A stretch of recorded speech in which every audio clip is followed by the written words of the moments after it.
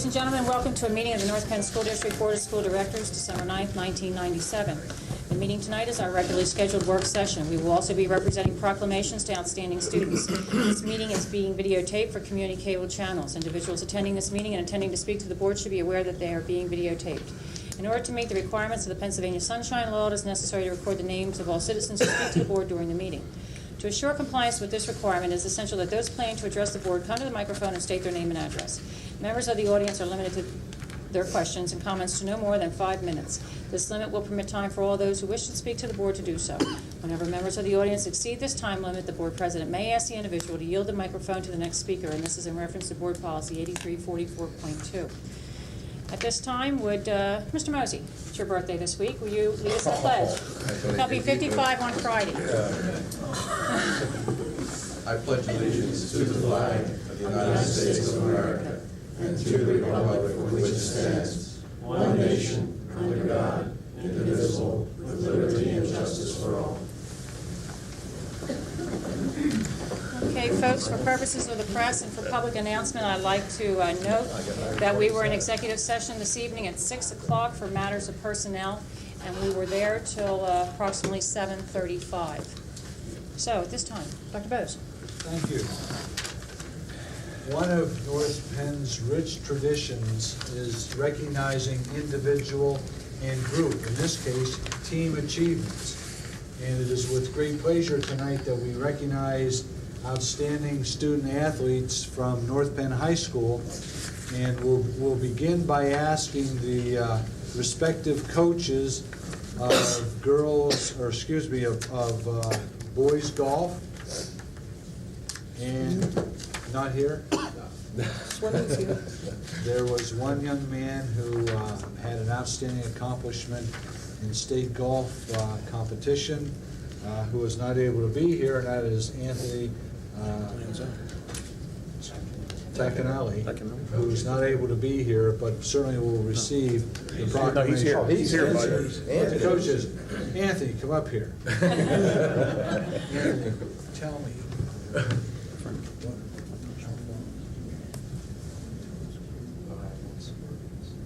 Anthony is a suburban championship in our conference in golf. Let's recognize him.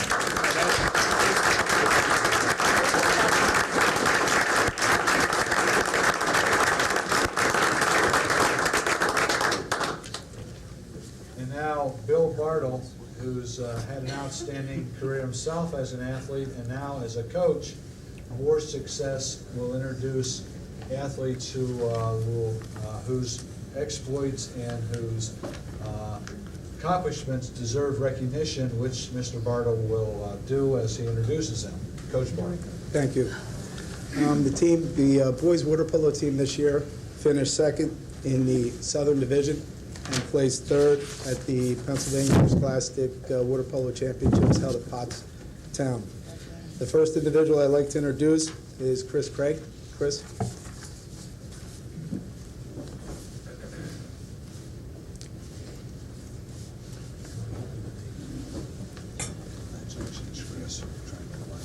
The next individual is Jason Geddes. What was the second name? Jason Geddes.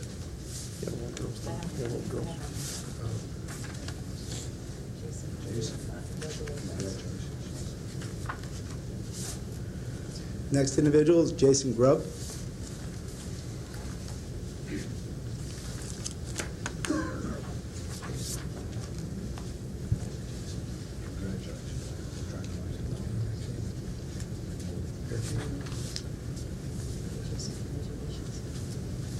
The next individual is Jeremy Bergman, and Jeremy Bergman was selected to second team All-State this year.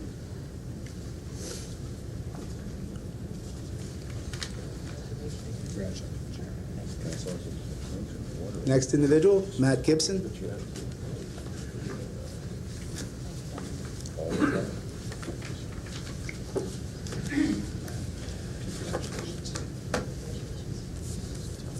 Next individual, Mike McPeak. Mike also was selected to second team All-State.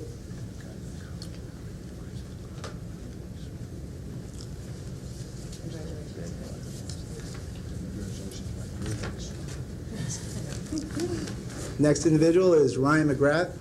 Ryan was selected to first team All-State this year.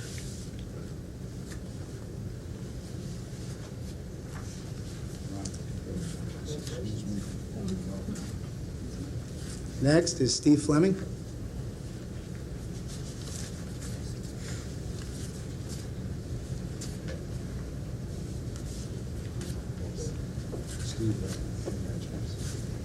And the final state team member is Tim Kronstan.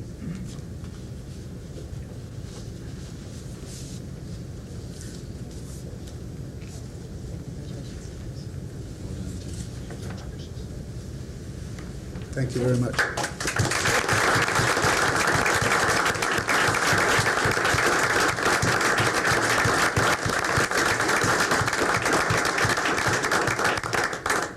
This is an award of merit, Bill. It's not your first certificate. I don't imagine it'll be your last. Congratulations.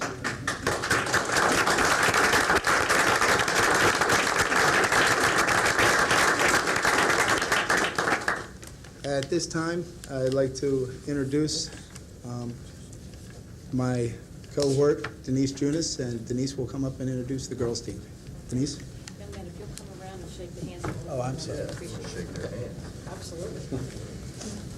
You would all stand, thank you. Everybody stays in the water that much. Congratulations. Good job. Nice job. Good job. Good job. Good job. Good job.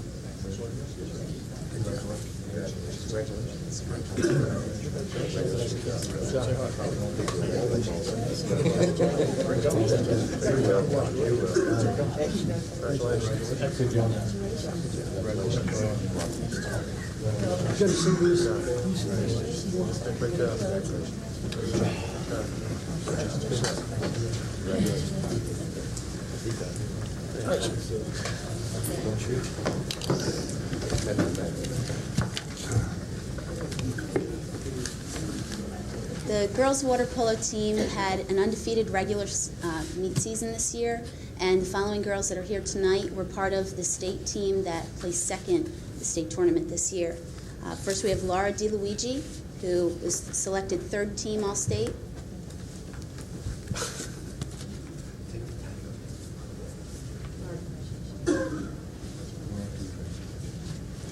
Kim Klein.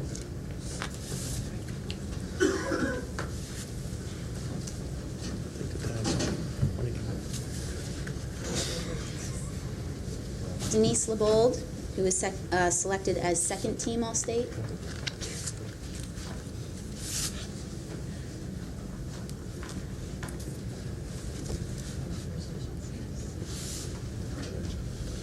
Katie O'Brien, who was also selected as second team All-State.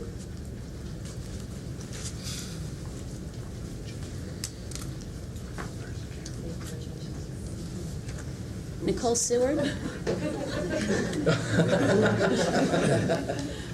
That's okay.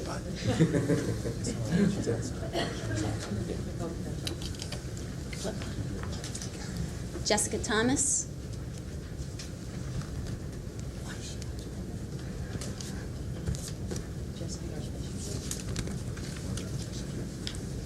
Andrea Umloff, who was selected as first team All-State.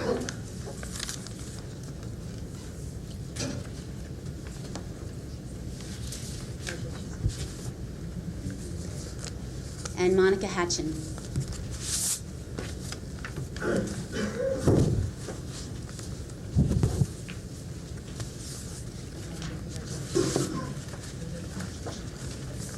and gentlemen.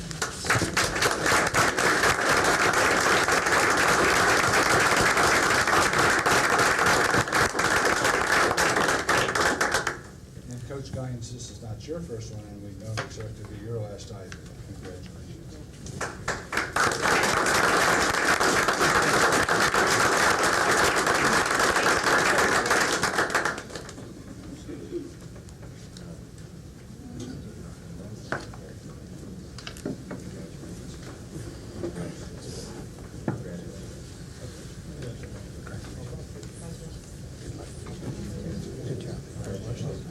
Congratulations.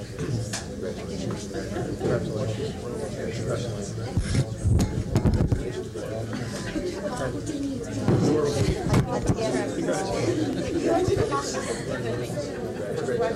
know. Great job. Great job. That's another round of applause.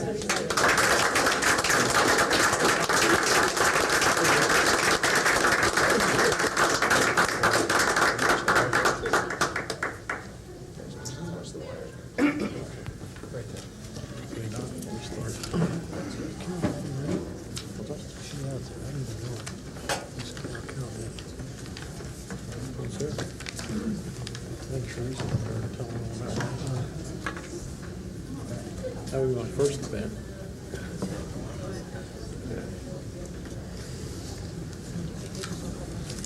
As soon as they shut their doors. Ladies and gentlemen, we're just waiting for everybody to file so we can shut the doors in the back.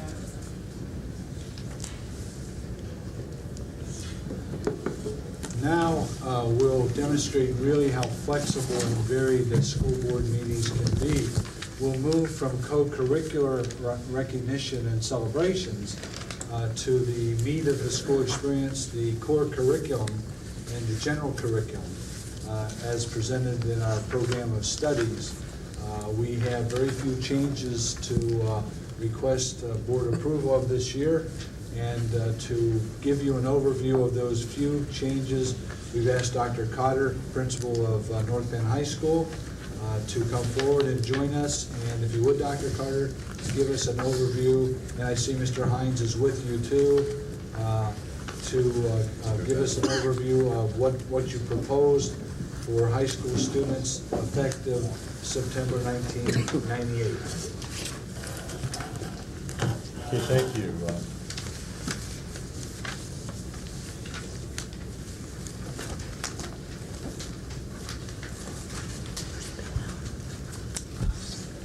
The high school administration is proposing several courses to be added to the North Penn High School curriculum. They would be an English 11 AP course level 6.0, a mathematics computer programming course in C++, in social studies the topics in American life 1945 to today, levels 4, 5, and 6, a semester elective, half-credit course. A survey of world religions, levels 4, 5, and 6.0, semester elective, 0.5 credits. We also are recommending level changes and art level in the area of art, photography 2, from a 4.0 level to a 5.0 level. We're also requesting the addition of a 5.0 level advanced techniques and applications course. Additionally, we're requesting a course change in periods per cycle, a biology AP course from 7 periods per cycle to 8 periods per cycle. I'd like to highlight each one of those courses or aspects of each one of those courses. English 11 AP level 6.0, 6 periods per cycle, 1 credit course is a course that emphasizes composition and writing. Students that take this course are eligible for the AP exam. Currently, at the 10th grade level, we have an honors class in English. We have an interdisciplinary 10th grade class. In grade 12, we have an English 12 honors and an English 12 AP course. This is a course that we believe fills a gap at the grade 11 level. Essentially, an AP course at grade 11 does not exist at this time. Statistically, most students take AP exams in grade 11 and 12. In grade 11, 75 students are involved in the U.S. AP course in American history, and a similar enrollment would be expected in the AP course in English. Additionally, we believe this program supports our focus on advanced writing skills measured by the PSSA exam, and there's a great emphasis on that nowadays, and we believe this program will also support that. The computer programming C++ course is again a course that would allow students to take advanced placement testing in the AP Computer Science exam. This is a course that is in great demand, and students actually that would graduate and have this on their transcript would probably be able to enter probably the business field or the working field and find employment almost immediately. If you were to go to college in the engineering or computer science fields, this is a course that is in great demand. And certainly the interest in this course was brought to our attention via our student body. It was also brought to our attention by students interested in preparing for the AP Computer Science exam, and brought to our attention by the NPAGE organization in the North Penn School District. Topics in American Life, 1945 Today, levels 4, 5, 6, semester elective, half credit course, is a course that emphasizes contemporary American history. This is a course that has great interest at the high school level amongst the student body and teachers. Oftentimes, this is a period that comes at the end of the American cultures or American history curriculum. Sometimes is not given as much emphasis and treatment that we would like to give it. And of course, this allows students to continue study with emphasis in this area, and we feel this is a really nice elective for students. Finally, the Survey of World Religions, levels 4, 5, and 6 semester elective, is a course that I believe with our increasing multicultural population in North Penn High School, there's a desire amongst the student body to greater understand the similarities and differences, which often have roots in and origins in one's culture. Oftentimes culture and religion are tied together. This will give students an opportunity to learn about various world religions, to come to an understanding of them. Certainly this is a portion of this is taught in our World Cultures course, but this is an extension of that and provides a greater depth of understanding in the area of world religions. The level change is simply as stated, the photography from a 4.0 to a 5.0 level. That's consistent with all the second year offerings in the elective areas. And the Art 2 is actually a request for an additional 5.0 level course. We already have a 4.0 level course for the Art 2 Advanced Techniques and Applications. We're requesting another level to deal with the diversity of students that take that course in terms of the reading levels of various students in the program. The course change again in the AP Biology, 7 periods per cycle to 8 period cycle will increase the instructional time that these students will spend in biology class. It will eliminate, because of the scheduling of these students, a study hall that ends up as a dangler in that particular course. And it's consistent with all the other AP lab science courses that we have at the high school. The other one in particular is AP Chemistry. That's kind of an overview of the courses that we are requesting to add, level changes that we're requesting to make, and of course the additional periods in the biology class that we are also seeking a change in for the program of studies. Again, I want to emphasize that these were well thought out offerings and simply are filling gaps that currently exist in our program of studies. Great. Board questions to the left, Mr. Mosey. Thank you. Will we be needing all new teachers for these positions? Well, I think what will happen, to be honest with you, Mr. Mosey, for example, in 11th grade, you have students that will be taking 11th grade English honors or some other type of elective. It's just basically a shift in another direction. It's a reassignment of staff. I don't think it will cause any increase in staffing. Okay. And I like this so far, if I may say. I think they're good courses. Just a little clarification, if you can, on B, the level changes of art, photography 2 and art 2. I was trying to read the catalog at the same time you were talking, but I'll ask you to clarify. We're talking more or less introducing a little more technology into those courses. Is that what we're talking about? Well, I think it's reflective of the difficulty level of the course, you know. Okay. At the elective level, the first year of the courses at the elective level are listed at the 4.0 level. The difficulty level, obviously, at the second year of the course increases. In many cases, sometimes the reading level also increases. It actually screens out, in some degrees, you know, the students that are more serious about taking the second year Right, of okay. the course. All right, so just more or less an upgrade of the Right. course is what it is, right? Right. That's all I have, Madam President. Thank you, Doctor. Okay, Thank thank you. you. Mr. O'Donnell. Mr. Shapinsky. Just one. Will you have minimum participation requirements in these courses, or are you just going to try it as a trial basis, take it forward and see how it goes?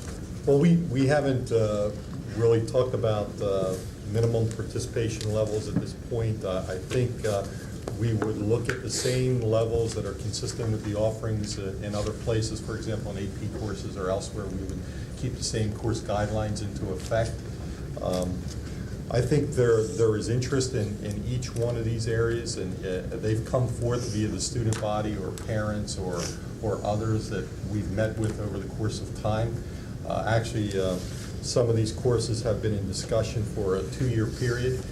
Coming as a new principal last year, certainly did not want to make decisions concerning those things. This is the second year we've heard the same requests for almost the same thing. So I think the interest is there for filling these particular courses. The example that I like to point to is, in particular, the English AP course, where we have approximately, I believe, 75 students enrolled or more in the U.S. Cultures class AP at the 11th grade level.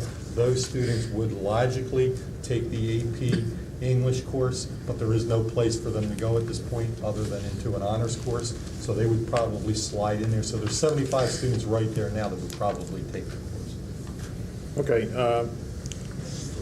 I reviewed some of the courses. The topics look exciting. Yeah. Topics in American life looks like it's going to be a. I think you're going to have. I don't think you're going to have a problem filling the Not course. at all with that. That's an exciting course. Yeah, absolutely. My favorite part of American history. Thank you, Mr. ma'am. Hill. No Thank you. questions. Mr. Sharp. Yes, so on this AP biology, I see it's moved from 7 periods a cycle to 8. Isn't that extremely aggressive? Most of ours, even in our 6.0 levels, are often 6 periods per cycle. Well, our AP chemistry is at 8 periods per cycle, if I'm not mistaken. It's consistent with that. The variation or the gradation of lab courses from regular to honors to AP. You go 8, 7, and 6 in that direction. So. And in your studies, you haven't found that to sometimes actually deter students from entering into the course when you move it to such a aggressive schedule for them, that one study hall sometimes, Like or the very fact that they have to drop another minor. Yeah, I could Sometimes with the schedule, they have to. That's the beauty of this, Vicki. Okay. They won't have to drop another minor.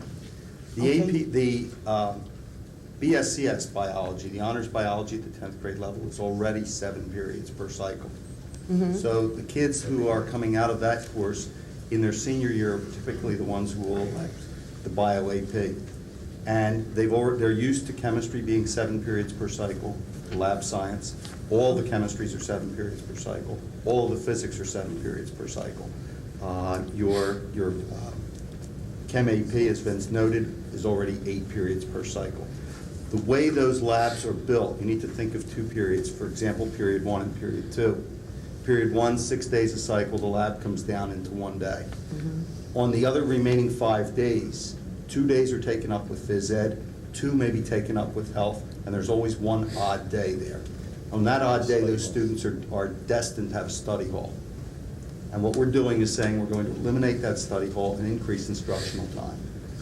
So it's actually giving them additional opportunities to prepare for that AP bio test, which occurs every May. Oh, okay. And so there's an effort to get all of the material covered, the majority of the material covered in preparation for that test in early May. So 8 periods a cycle, students are looking at as an opportunity. So rather you're than hoping for the penalty. testing preparation to become more incorporated into the Right. course. Okay, now where would I ask questions on the rest of the secondary program? It wouldn't necessarily be you two gentlemen, probably Mr. Venom is here for that purpose. He's up next. Okay. since nothing's being offered. Do I bring that now? Well, John has to. If it's for Dr. Venema, Mrs. Shear. Because it's not on the agenda, it's a separate. He's going to be up next. Oh, okay, fine. Okay, thank you. I don't have any questions. Okay, Dr. Cotter, Survey of World Religions, you have a number of religions here listed. Are they all going to be examined evenly? There is no more exposure of one than the other? No, not at all. The purpose, again, of that course is to really look at, as I said earlier, the cultural similarities and differences. I think they'll all be treated the same. They'll be treated the same. There won't be any type of favoritism or one emphasized more than another. The goal of this course basically is to create greater understanding amongst all the groups that currently attend North Penn High School. And we have representation probably of all these groups at North Penn High School currently. And there's assurances there's no hands-on participation in No. activities or trips or visits of any sort? This is an academic This classroom? is an academic class. Study. Okay.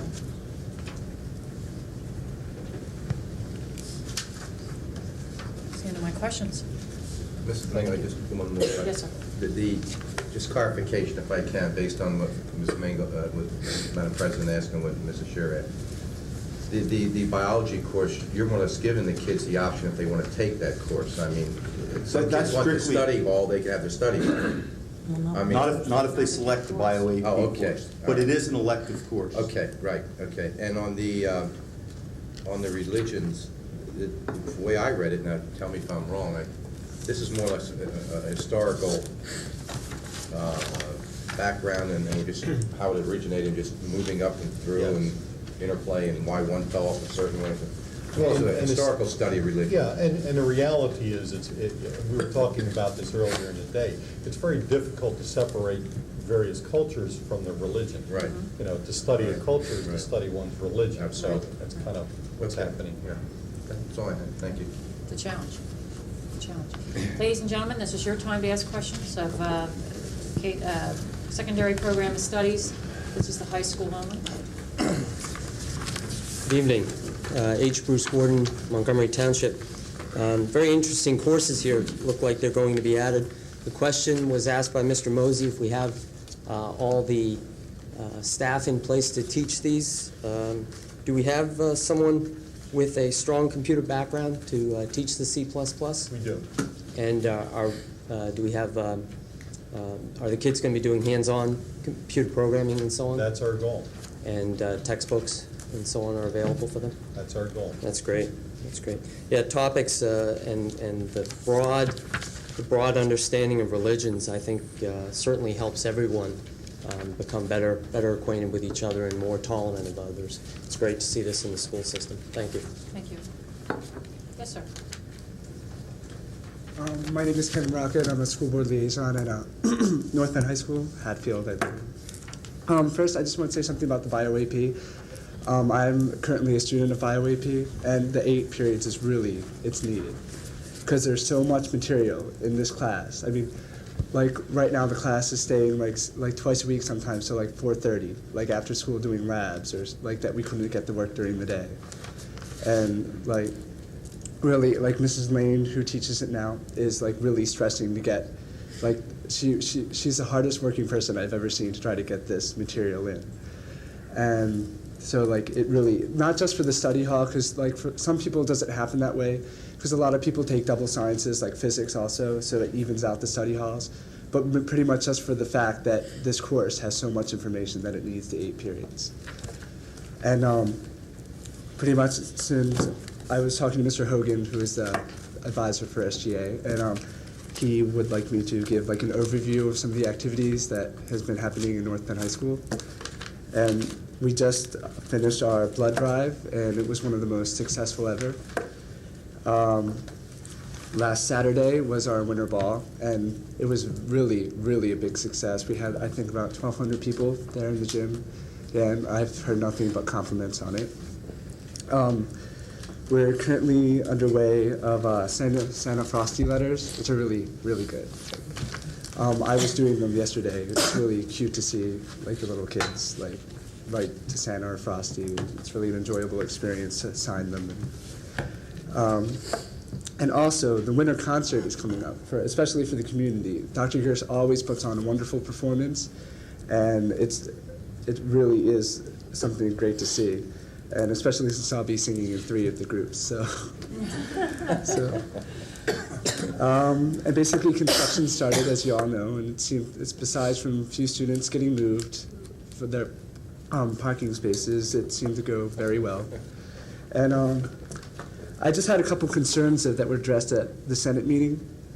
There seems to be a dearth of probability and statistics books. I've heard that a lot of students are complaining that they're having to share, and there's not adequate at all.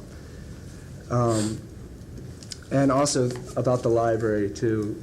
Some of the materials have been found to be out of date. Especially I found for a lot of the research I've been doing for AP Bio or government, or some of them are 20 years out of date, and there's a need for more up-to-date materials.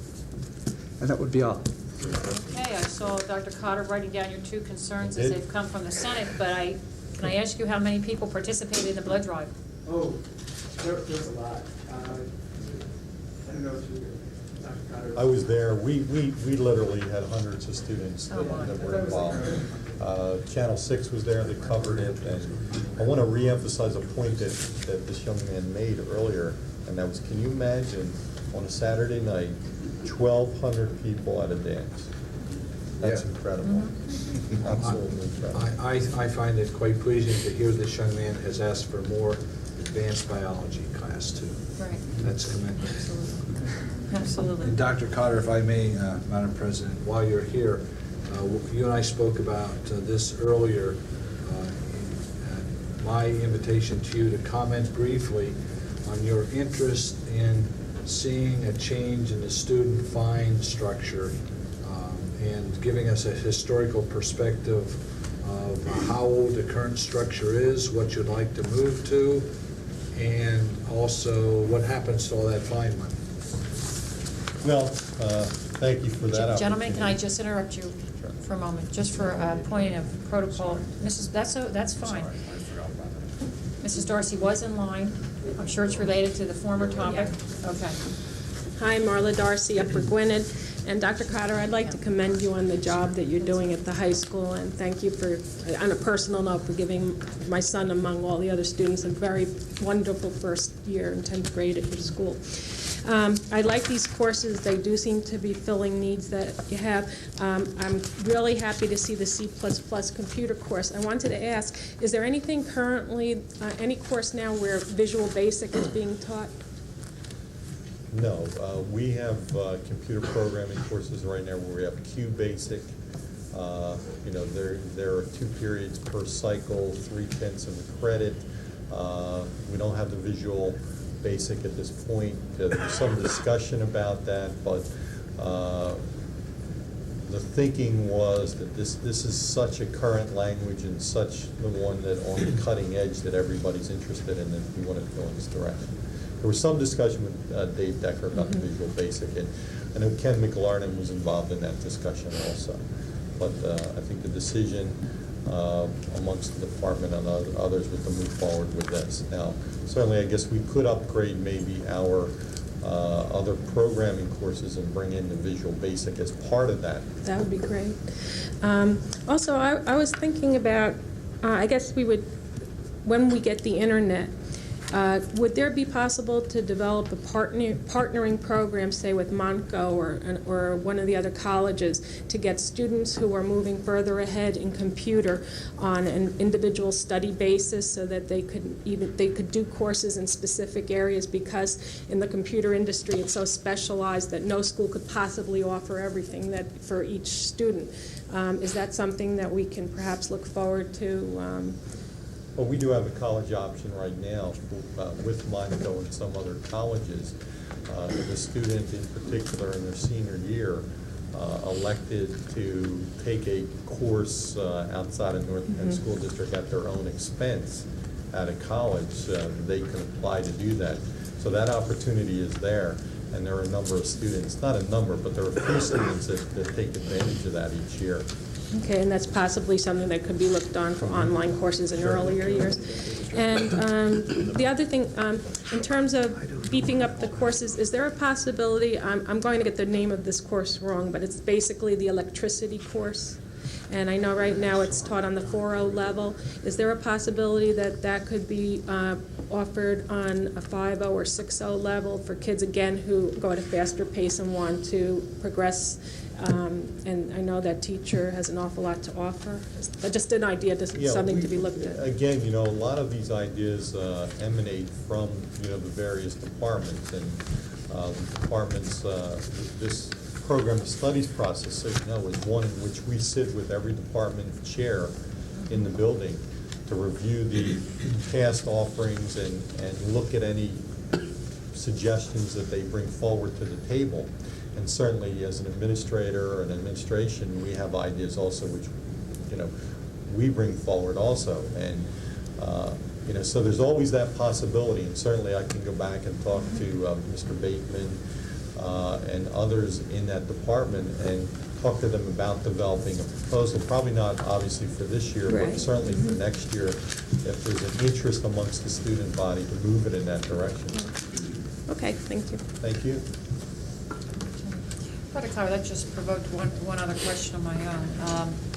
I thought that there was a possibility this year that we would have a course added here in the area of the sports medicine and some of the training expertise that we're getting through our guy Dave down there in the phys ed department, our trainer. And I thought we were getting something more hands-on with the kids. I know that there's been an interest that the students are having. I don't know if it's necessarily sports trainer or kinesiology or gross anatomy, but I know that somewhere in the sports medicine area there's an interest that students are taking. It's a wonderful job that Mr. Dave DeFusco does as our trainer. A number of students mentor with him through the programs that we have at the high school. There are a number of student trainers that are mentors, and I can think of probably 2 or 3 right now off the top of my head, one being Adam Fisher and Jackie Adair, who currently mentor with him on a regular basis. Part of the mentoring is not just to learn about how to act as a sports trainer, but I've seen David himself teaching them anatomy and physiology and a number of other things quite naturally as part of what he does. And certainly, I think it's probably too late this year, but certainly we would entertain it again next year. But again, it comes forth from an interest level, and probably Dave probably didn't even think that there was that possibility of that happening. So I'll go back and certainly address that and talk to him about it. Please do, and I know with this being a relatively new graduate, he does have the up-to-date textbooks and knowledge of the textbooks in that field. Also, I see it from time to time during the summer camps as he went in his golf cart from injury to injury as he dealt with the injured student. They were getting a lesson while laying on the ground as far as the accurate portrayal of what he believed the injury was about and the parts of the body involved. So he's amazing. He is. Okay, Doctor, back to... And if I could invite you again, in the right order now, Dr. Cotter, to briefly tell the board what you're interested in, what motivates it, and where the money goes, and how long the current system has been in place, and to what you might recommend it being in the future. There's some interest at the high school right now of increasing the parking ticket fee structure. Let me emphasize that again, parking tickets, the fee structure. Since the inception of the parking registration program at North Penn High School in 1989, the parking ticket fee structure has been $5 for parking tickets. During the 1995-96 school year, 535 parking tickets were issued in 95-96. Unfortunately, the number of tickets increased during the 96-97 school year to to a total of 788. So there's been a dramatic increase, not a dramatic increase in parking tickets. And you can see that the $5 isn't much of a deterrent at this point in time. It's a parking fee. 98% of those tickets are paid. They are paid mainly due to the disciplinary obligation structure that we have in the school, but they're paid. The money goes into the general operating fund. With the construction that's going on at the moment at the high school, with the temporary lot in place, our recommendation is to increase the fee structure from $5 to $10. Hopefully, it will act as a deterrent. We're not sure if it will, but we're looking for a deterrent here in terms of fee structure. How are collections on the old fee? I didn't hear what you said. Yeah, 98%. 98% are paid. And a lot of that has to do with the diligence of our assistant principals. And of course, there are certain things that they hold over the students' heads when it comes to, like, you want to go to the winter ball, you have to have all your tickets paid. Things like that. So suddenly there's a rush to pay tickets and take care of issues along that line. So they do get paid, but the problem that we see is that you have 535 one year, the next year 788, and with the construction, we're not quite sure what the next number will be. So you're proposing an increase of $10, Yes. and what do you propose to do with collected funds? Well, the collected funds would go into the general operating fund at the district level as they've done in the past. It's revenue for the school district. Has this been discussed with our financial manager? That's his decision. It's his decision. No. How about board questions to the right? We'll go this way. Mr. Schilling? That's his decision. Mrs. Sharp? Just so we cover the financial regulations and reporting codes. Maybe it's someone's decision as to whether they want to do it. It may be a different story on how it gets done. Michelle? I think it's fine. I mean, that's a principal's decision as far as it is. Yeah, I kind of agree with Don. I didn't know this came under board jurisdiction. Is it here for And so long ago, I don't know if it does. I think it's just an informative piece here. Mr. O'Donnell? I can go along with the recommendation. I don't have any problems with the recommendation, just as Mrs. Shear said, I think we ought to make sure that, we don't have any the accounting accounting processes? problems here, that's all. But I think it's a good idea. Is this just students, or is this for any, There are other people Is this that do anybody? that too, but. okay, let's get them all. Let's be fair. Let's get them all, get those board members. So you're talking, I don't care if I miss the ball. Can't hold the senior ball over his head, doesn't work. Okay, gentlemen. Thank you, Dr. Thank you so much. Thank you very much. Thank you. Up next is Dr. Don Benema, who really doesn't have a lot to do. But you might answer all the questions, sir. I'll say hello and be happy to answer any questions. Our program of studies, we're not recommending any changes this year in the middle school. We've had discussions about some possibilities, and we're making some modifications in some of the write-up descriptions that are pretty much editorial, but no changes as far as course, numbers of courses, course content, or how much they count. We're not recommending any changes at that time. Mrs. Shear, you indicated you had a... Sure. yeah, John, my son, as you know, was over at Yale just last year and the year prior to that. At the middle school level, I've had concerns over our lower level of focus on our science program is science materials themselves. And as I noticed as I went through in a review of the schools, there were considerably older books that were still being depended upon. I'd say ones that far outdated even our reading program curriculum that was just replaced. And I'd like to know has there been any activity whatsoever regarding at least the introduction of newer materials to uphold the science program for the middle school level? Are you talking about a particular course in science? We offer 3 different courses, life science in 7th grade, earth and space in 8th, and physical science in 9th. We've made gradual changes and improvements in additions over the years. I'm not aware of a specific course that is using materials that are inadequate. Okay. Unless you. Or would it think be of a separate or specific one. apart? You didn't have any introduction of newer materials at the science. Could we see a report later of the dates of the primary resource materials or the You're talking about curriculum publication books? dates and so forth? for- Curriculum books that are being used there. I was probably in an honors class at the time when I was browsing through what their classroom materials were.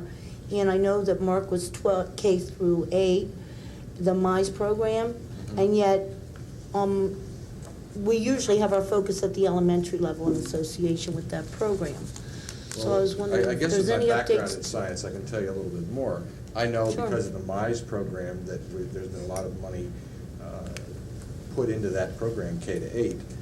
At the same time, we haven't neglected supplies and books and materials in the other subjects beyond 8th grade, particularly 9th grade.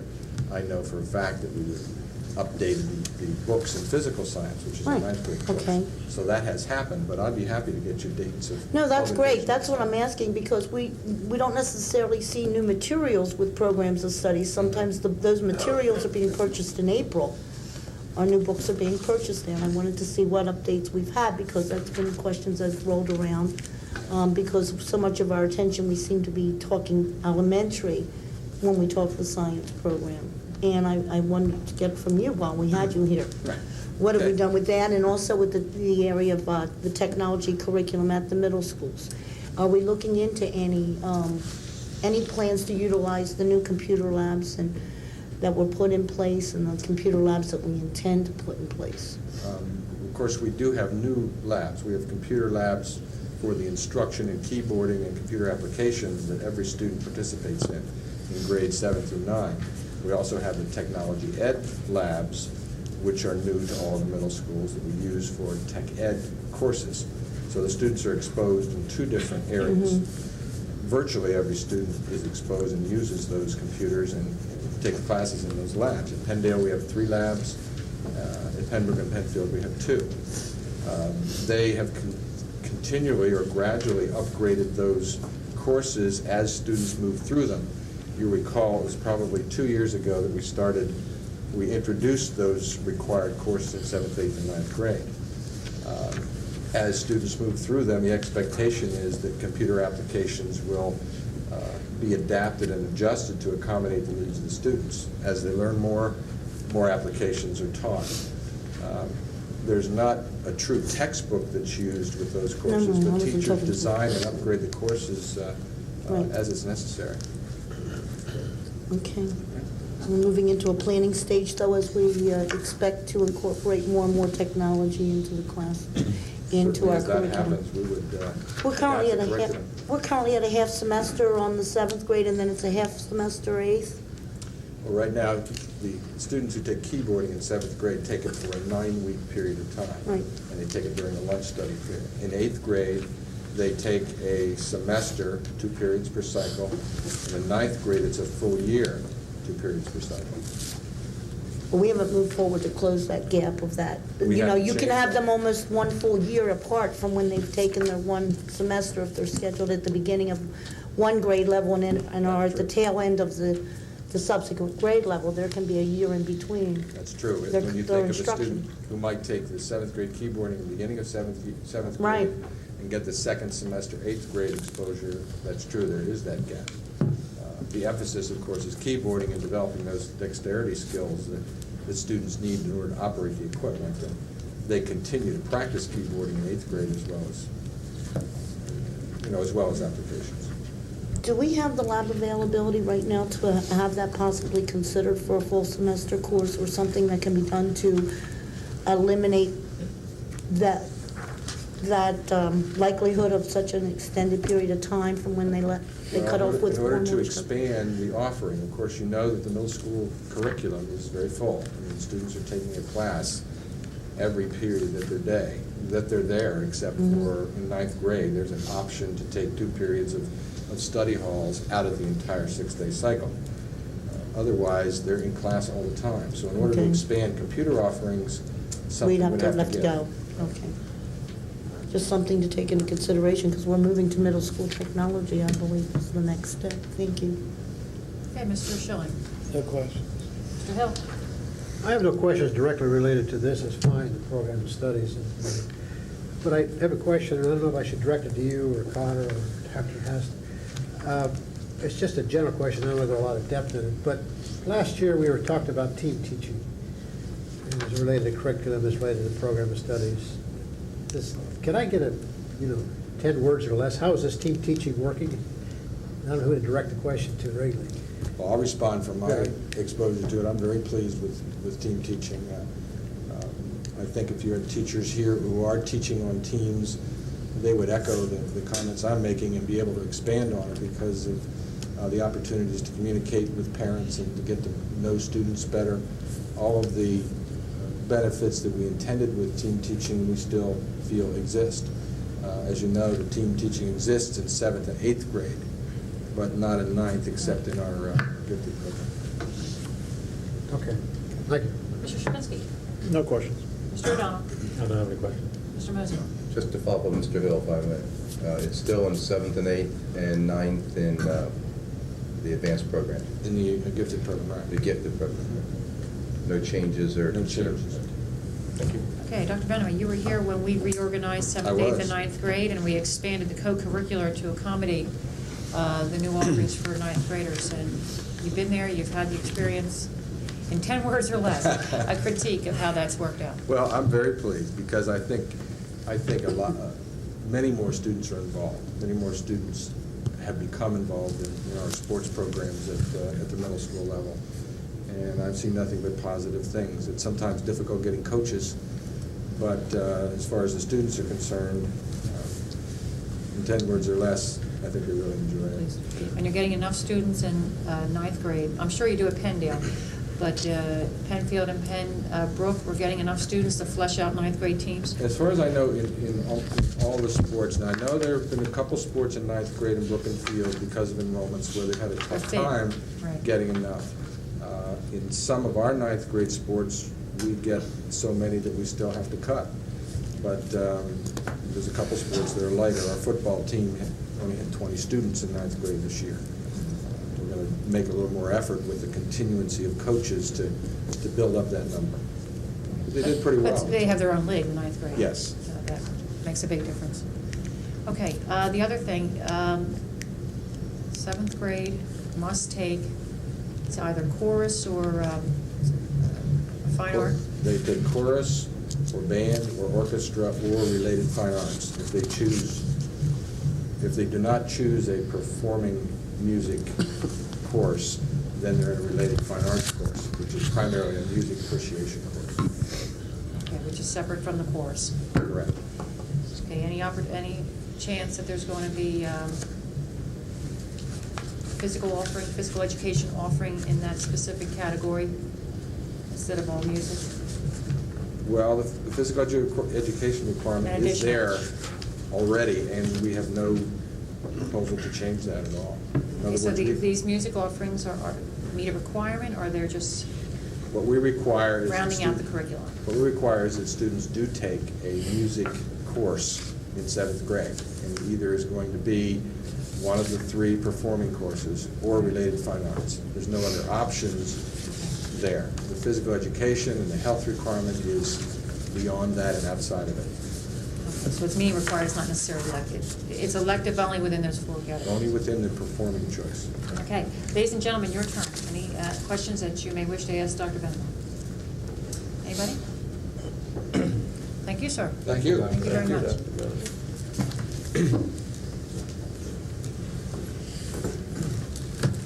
Okay, thank you. All 3 gentlemen, thank you. Next, we're going to talk about a proposal that Ms. Carol Deddy has made that makes a lot of sense from a health benefits perspective, which is an obligation we have to many of our employees by contract and to other employees simply as a corporate decision of this school district.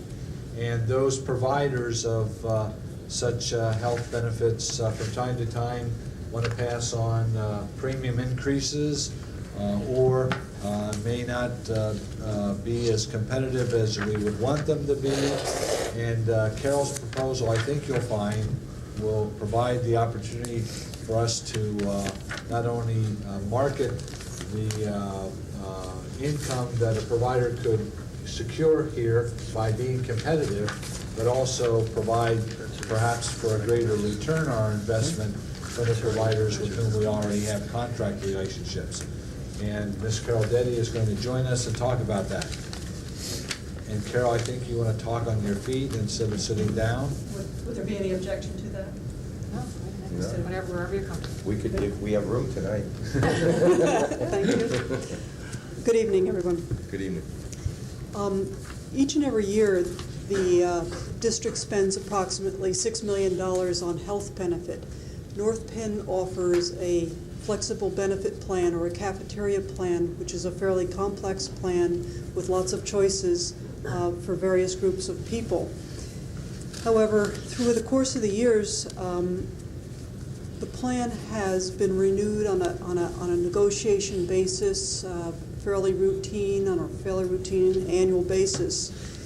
There hasn't been a good amount of thought or evaluation given to the renewals in terms of, are we as the client of the health benefit providers, getting the very best deal possible?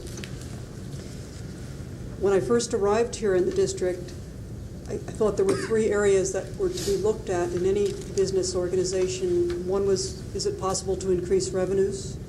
Is it possible to decrease costs? Or is it possible to avoid costs? Since in this public school district it's hard to increase revenues, the other two areas became the focus. And health benefits is one of those large expenditures that requires oversight. In combination with the Human Resources Department, we spoke with two providers of services. We gave them fairly rigid explanation of our needs and asked them to be responsive to that. They met with us for several hours. In some cases, they did some research and collected documents from us, and then they submitted independently each of their proposals. The objectives are quite clear.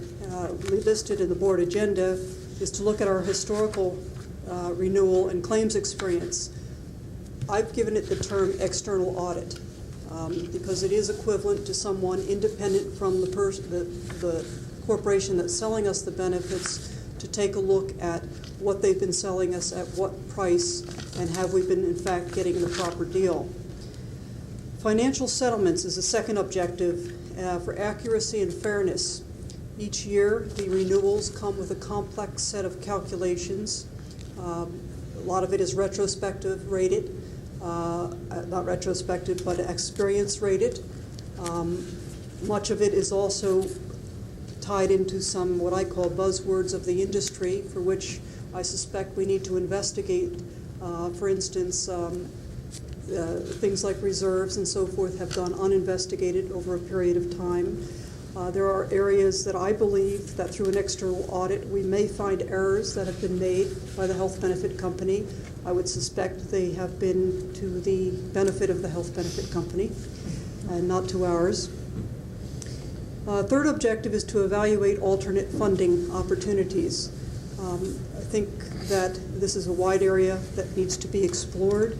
Clearly, one of the proposers identified, I believe you have in your backup materials, identified alternatives available right here in Montgomery County. It's not clear, and apparently it has not been clear, whether joining a consortium of other school districts is in the best interest of North Penn. Putting it very simply, North Penn is a very large employer and carries a very large portfolio. So having us join a consortium is the equivalent of maybe 6 or 7 small school districts coming together and making a consortium. That needs to be evaluated. That question has not been reasonably answered, whether we ought to be part of the consortium in Montgomery County or not. The other objective that I've had in doing this process is to conduct high-level negotiations with our health benefit providers. That seems to be a weakness, and it also seems to be an opportunity that we have. I think the term cost avoidance right now is key. Due to the lateness in this particular year, we may or may not be successful reopening the discussion about our renewals on July 1st. We may not be able to have our rates reduced either prospectively between January and July or between July and December of this year. However, now is the time to begin planning and looking at alternatives for another July 1st, 1998 renewal. The administration has discussed this research and this proposal with the Finance Committee, has discussed it with the Cabinet, and I feel fairly confident that it would be in the board's best interest to look at having professional services as an oversight at this point in time for the health benefit portfolio. Okay. We'll start with board questions to the left, but before we do, Ms. Steady, your recommendation is here at the bottom of what we call a green sheet. It's a white sheet for everybody else. The Tribus Group is broker, I guess that's of record at no cost to the board for 18-month period. What is their compensation, and what is in it for them? The two proposals that... Clear. I'm sorry. No, that's okay. The two proposals that were solicited were very similar in nature. One was from a consulting group who charges by the hour for services. The other is a broker of record relationship where they make their earnings from any kind of commissions that are given. And I'd like to explain that because that was a source of lengthy discussion in the Finance Committee, and I equated it to the airline industry because that's something we're all more familiar with. And in the airline industry, you may go directly to the airline counter and purchase your ticket and pay $100 for your ticket, or you may choose to go to a travel agency and pay the same $100 for that ticket, getting the assistance of someone helping you plan your routes properly and your timing and so forth. Either way, you pay $100. The airline pays a commission to the travel agency. In this instance, the benefit provider pays commissions to the broker. In the past, and certainly in the history of North Penn, we have been paying those commissions directly to the health benefit provider, and you are not entitled to any discounts if you do not have an intermediary in between you and the provider. So there is no cost when you go with a broker type of relationship, and the choice was clear, and the choice is clear, that the option is to go with a consulting type of relationship or a broker type of relationship. All right, thank you. That was a clear answer. I appreciate it. Mr. Mosey, to the left. I just want to thank Mrs. Deddy because we discussed this in the finance meeting, but also this is something that I had brought to the attention of Mr. Kelly when he was here when I first got on the board 2 years ago. And I'm very happy to see, because I always felt that being as large as we are with 1,300 or 1,400 employees, that's a nice account, and if for no other reason as you suggested, just to go out and see if we're getting a fair shake, just to check up on it once in a while. So I thank you. Thank you. Mr. O'Donnell. I really don't have any comments, but I am glad to say that somebody can oversee this, because you do need, as Carol would say, an audit of our funds. I'll go with the recommendation. Mr. Shapinsky. Carol, you're recommending that the board name Tribus Group as the broker of record. Are they going to be treating us as clients or customers? There's a difference in level of service between a client and a customer.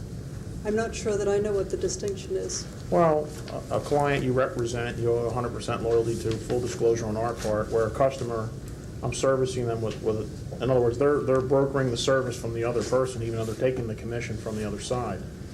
What I'm asking is, if they operate in that term, do they owe them loyalty since they're taking money from the other side? Very good. I like that distinction.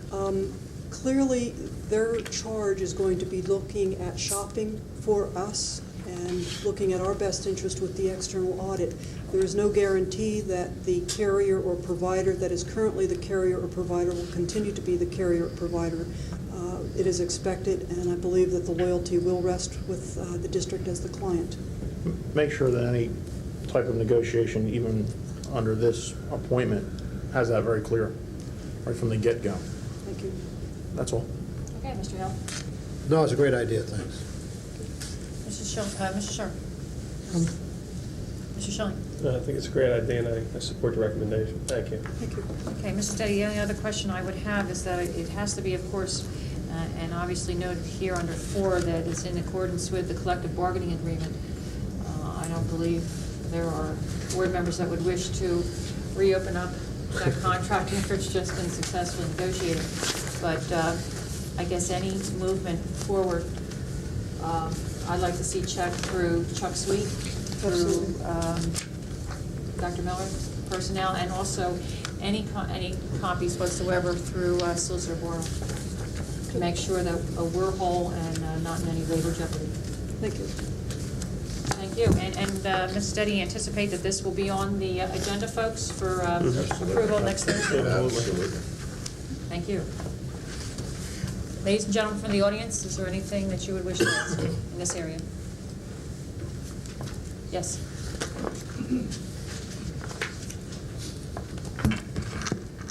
Bobby Penniman, Lansdale Borough. Mrs. Deddy, I'm a little confused. I don't disagree that this is a bad thing to do. I'm just a little confused. Is Charon Planning our current broker of record? We have no broker. If I may, North Penn has never had a broker of record and has not used consulting services in the past. Perhaps the terminology is causing my confusion. Is Charon Planning our intermediary between us and our? No. Okay. So we have no relationship with Charon Planning now? No. Okay, that's my question. Thank you. Nor with Tribus until there's board approval. I'm not recommending Sharon either. Right, right. That's on the sheet before the audience. Anybody else, please? Thank you very much, Dr. Bose. Thank you. We'll move to the next item on the agenda, which provides for more presentations. This from both Ms. Deddy and from Dr. Miller, related to requests that the board consider recommendations to increase the number of personnel in either department. I don't know at this point whether you two have worked out a flow of presentations, or is it up to me to determine who goes first? Yes. All right. How about if we bring Dr. Deddy up here for just this moment? Sure, if you would. Then, Carol, if you're willing to sit up here, you go first. If that be the case, may I speak from the platform? Certainly. Sure. You're comfortable. I am. I must compliment Mrs. Deddy. Being a sales for 25 years, you were always taught to speak from your feet if you could, because you have more control of the situation. So, for those of you who may not know, I know. So, Truth of the matter, I'm simply nervous and I feel better than standing behind something. Thank you. I believe that you received a brief report called Reorganization or Organization in the Business Office. And I do apologize for taking so long in getting this to you. It's been over 3 months that I've had to observe day-to-day operations before I was able to come to any kind of recommendations. And I realize that it's been a hot topic in light of some of the criticisms by the last several groups that have been in here. Deloitte & Touche, Malley Falconero, and certainly Management Financial Services, who also gave you a form of management report. At any rate, I needed to observe the day-to-day operations. I needed to understand the flow of paper as best I could in a short period of time, and I needed to assess for myself what I considered some of the internal strengths and internal weaknesses of the organization. I bring with me some background in school business, and with that in mind, I looked at everything with a critical eye of saying, what's here may be working fine, is there a better way of doing it, or are things broken? And I want to say up front that certainly the input from Deloitte & Touche, Malley Falconero, and Management Financial Services had some bearing on my recommendations. However, these recommendations are mine and mine alone as a result of my own observations. So I just wanted to make that clear. We will be undergoing a state review later this week, beginning this week, going on for the next 3 to 4, possibly 6 or 8 weeks. That review will be instructive in terms of, are there additional weaknesses that I have not already identified? However, I believe that there is enough paper thus far in the last 6 to 9 months to tell us that there are areas that need to be corrected or improved. I've developed a set of objectives. I want to say that these objectives are flexible, but I have some observations that instead of reading this report to you, I'm just going to comment on the objectives. The objectives were to create a service-oriented business office that is responsive, to the various publics served. You may or may not be fully aware that the business office has operated in the past, so to speak.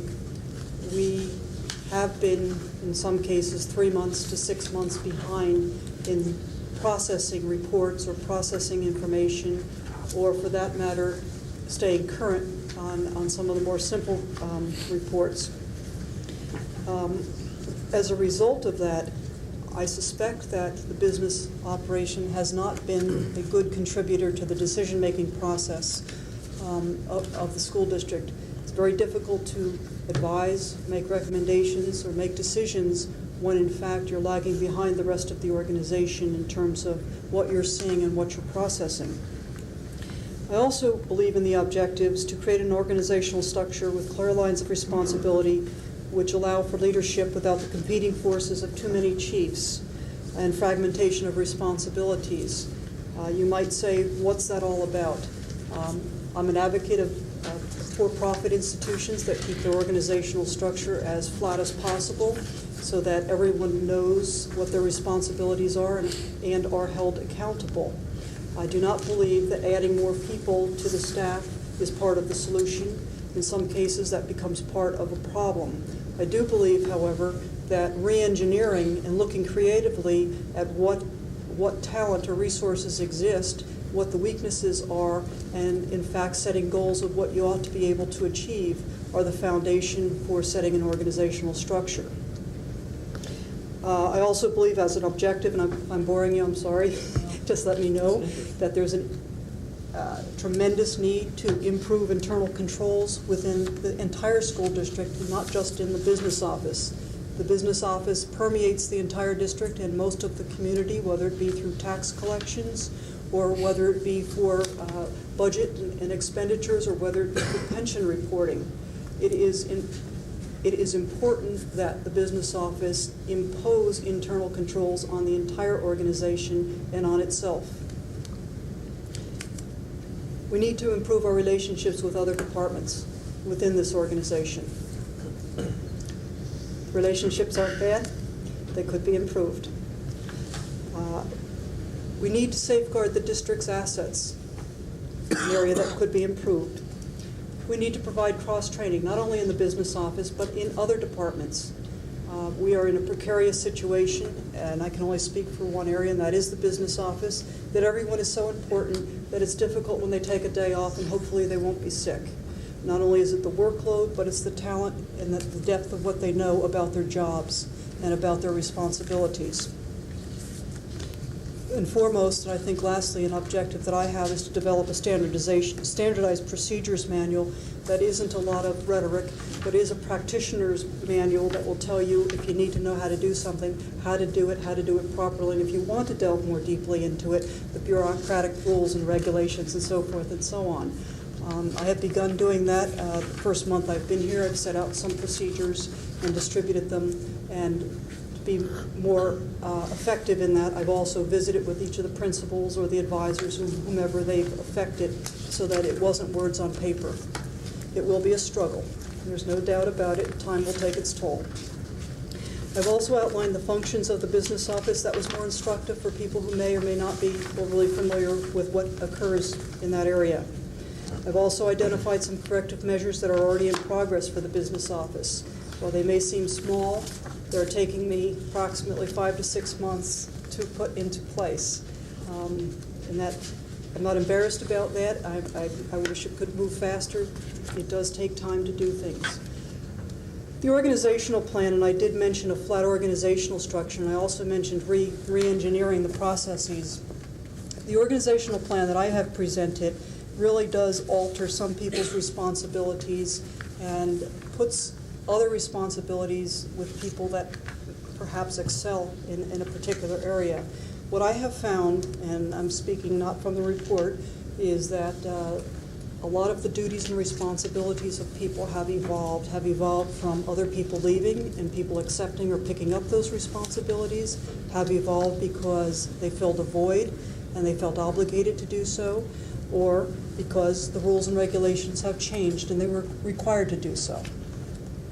We have people at this point in time, and I've assessed as best I can, their capabilities that are mismatched for their responsibilities.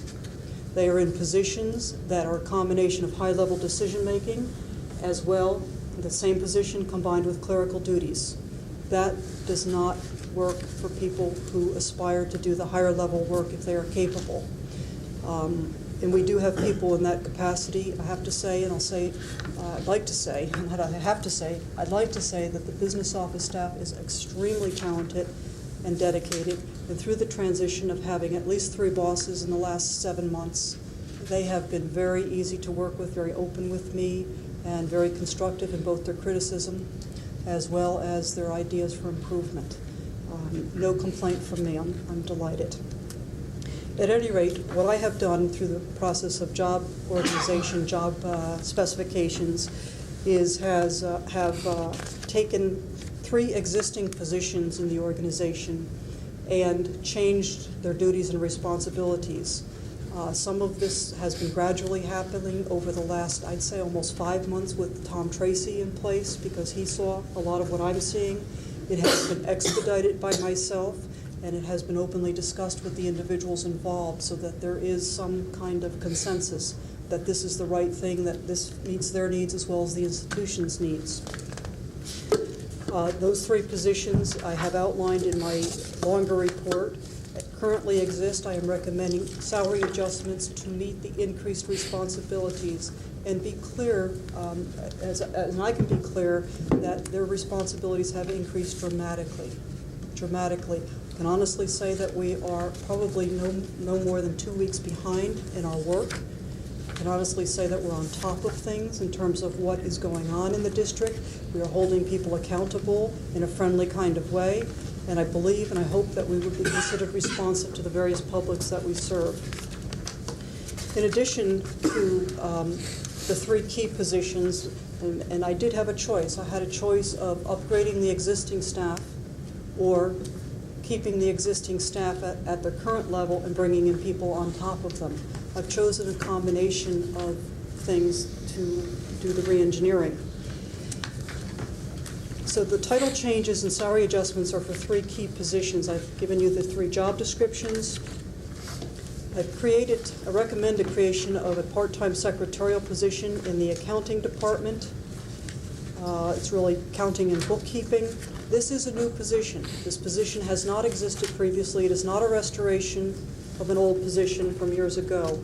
It is a new half a position. I am recommending the restoration of 1 part-time secretarial position in the payroll benefits department. The position was abolished let me not go so far as to say it was abolished. The position was vacated last year, and the replacement was not put into that position.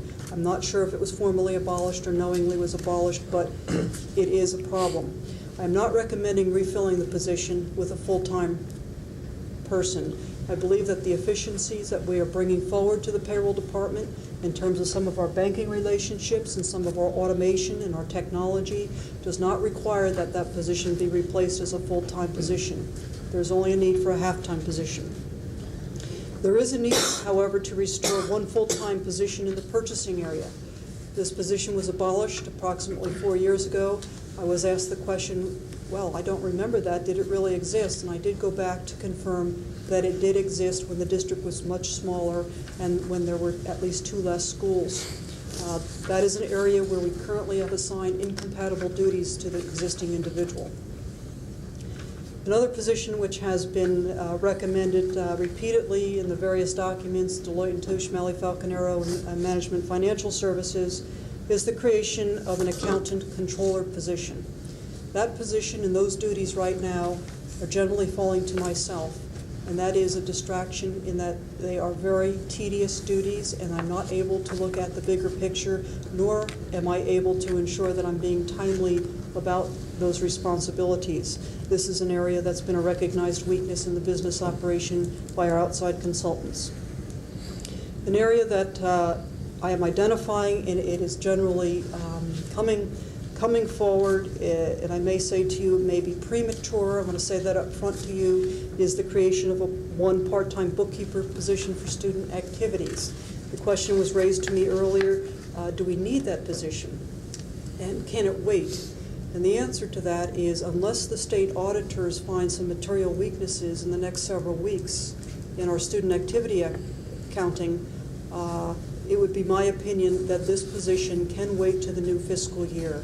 However, it is my opinion that these other positions cannot wait until the new fiscal year.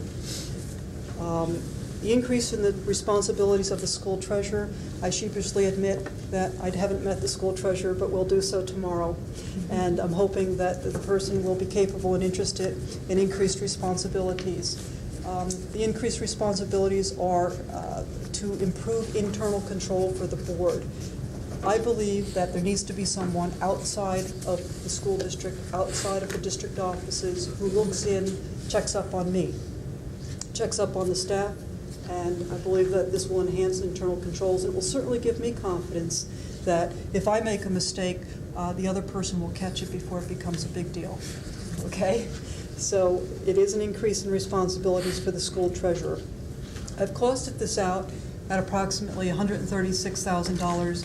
That is an annualized cost for a 12-month year, proposing that we begin, certainly with the exception, possibly the exception of the part-time bookkeeper position, to look immediately towards correcting some of the weaknesses and deficiencies that have been identified.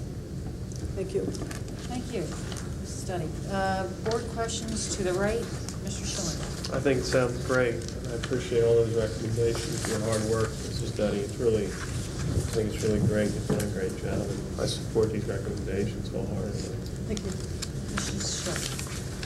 Thank you, Carol. I want to also thank you that while the audience is sitting there with a single page, in a few words, we had the benefit of receiving basically a 20-page justification that went from an overview of the finance to the functions of the business office on through corrective measures and rationale and justification. And I'd say perhaps the most detailed personnel recommendation background packet I've ever seen in the time I've been in the district. And I thank you for taking this action so seriously to provide us with all that information. It's much a question for Carol. I had asked about the student activities, only in that I had a concern since we have a school treasurer, school activities treasurer line item in the budget right now. It's approximately $2,600, and whether or not that would be an additional position, whether it would be the same person moving forward, or whether one would eliminate the need for the other. Outside of these, I think there's considerable clarity on what their purposes would be and the need inside the organization. For the board's purposes, I'd like to say the most relevant one is that full-time accountant controller position. It is something that I've spoken to for several years on record, that we needed someone that would free our chief financial officer for basically leading the district in a proactive way on the bigger organizational level than as opposed to the bookkeeper that's signing off on every one of the checks. So for Carol, I don't have any questions. I thank you very much for this. And you did say that the state auditors would probably be in next week. The auditors have given us notice that they will be present beginning December 12th and staying as long as need be. They've estimated that to be 3 to 6 weeks. However, depending on what it is that they find and what it is we ask them additional questions about, they may stay longer. Okay, now you said these positions are pretty much interdependent on the others actually being achieved. In other words, if you're moving some personnel to the halftime technology, we're talking, and therefore you need the other person in order to pick up on that halftime purchasing responsibilities. How long would you think it would take for you to be able to fulfill this plan? A lot depends on our ability to recruit the best quality individuals. Certainly recruiting goes through the advertising and posting process, interview process, and then separation process where someone has to separate from their current employer. I'd like to be optimistic and say, sure, we could have it in place by February, but I don't think that's a reality. I think that the timing will be such that we will be lucky to have this organization fully set in place by March. How time-consuming will the audit be, placing a drain on your office as you're beginning to prepare for the initial preparation of the budget? The timing is poor. The timing could not be worse in terms of having the state auditors come in. The budget process is very time-consuming. I do not know what to expect from this audit group. It will be dependent upon their supervisor. Their supervisor will set the pace and will also set the amount of intrusion and the time required. So I do not know the answer to that. Their requirements are unknown to me. I'd just like to urge the board to give serious consideration to this. I know it may be bringing a little bit of sticker shock. However, most of these positions are part-time positions without benefit expenses attached to them, thanks to the creative way that Carol has decided to fulfill those needs.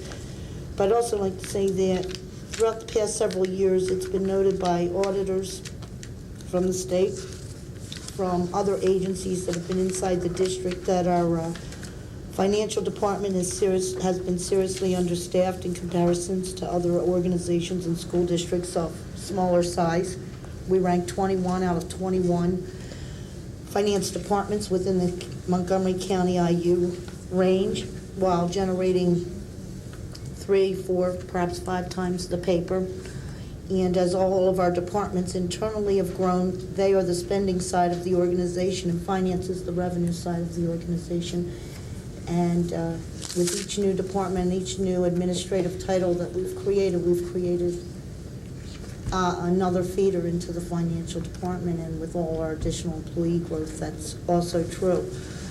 So while this may look like a lot, I'd say we'd be basically just barely approaching our levels within the financial department back from 1991, when the department and office was devalued and basically reduced down to a rather skeleton level.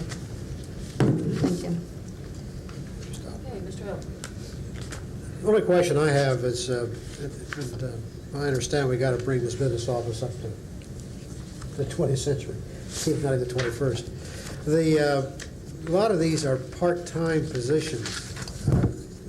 I'm not quite sure how you hire part-time positions of competent people. Am I to understand maybe that for instance, the accounting is a part-time, and the secretarial position for payroll and benefits is part-time? Would you hire one person to do the 2 part-time jobs? Is that, or you're looking for individual people, or I don't know how you fill part-time positions when you go out and advertise. Good. For the most part, the part-time positions that are proposed are of a support or secretarial nature. I think it's possible to have qualified people on a part-time basis, and possibly desirable for people who We can do that. I mean, wish to work full-time. Okay. However, I want to be responsive. Judy's shaking her head, so I guess we can hire. I just didn't know if that was possible to hire competent people who have part-time. I do want to be responsive to say that in posting this, we must keep an open eye to combining 2 of those part-time positions into a full-time position, and in no way my presentation does not exclude that possibility. In fact, the way I've costed out the benefits, it includes benefits for 2 full-time equivalents. Okay, thank you. Okay. Super. Mr.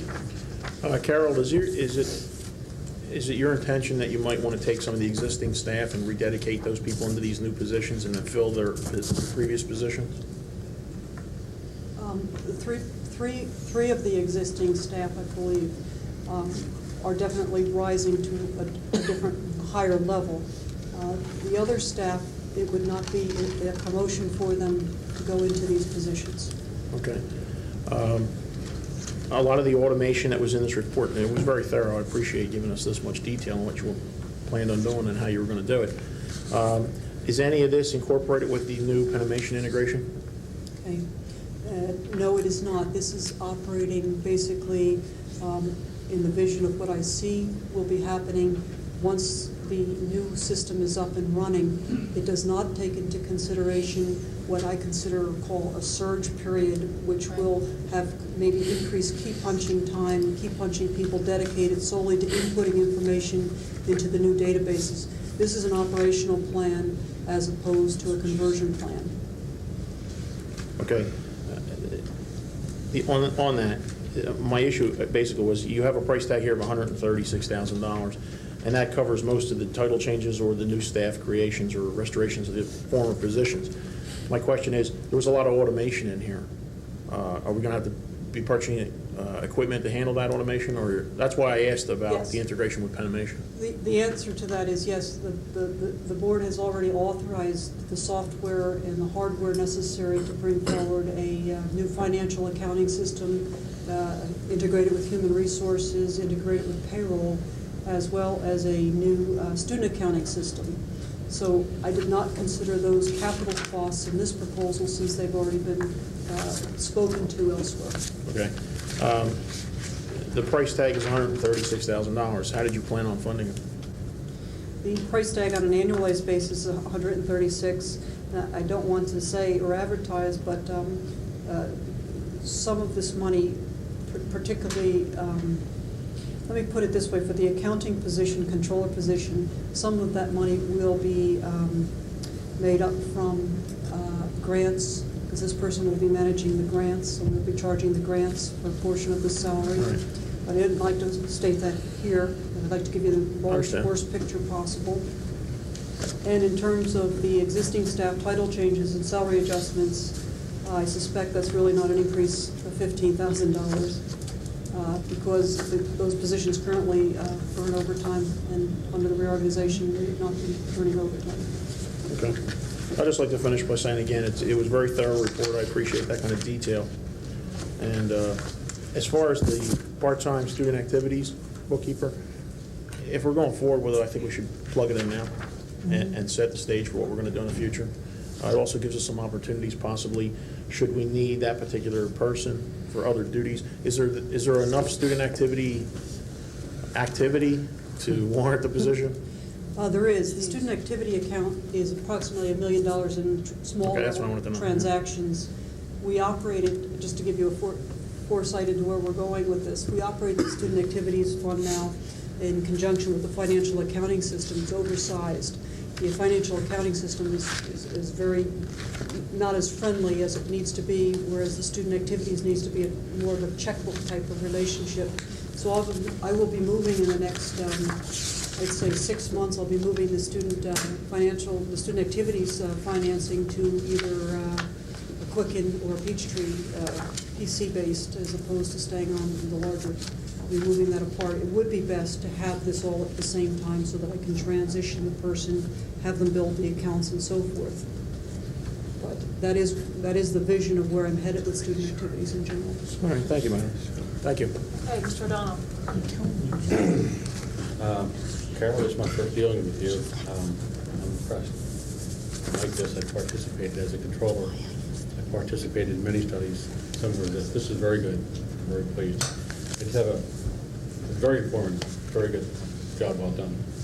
Just have a couple questions. You mean our checks are not micro-encoded? That's a good question. Yeah, I was that going was to ask. Hello. You stunned?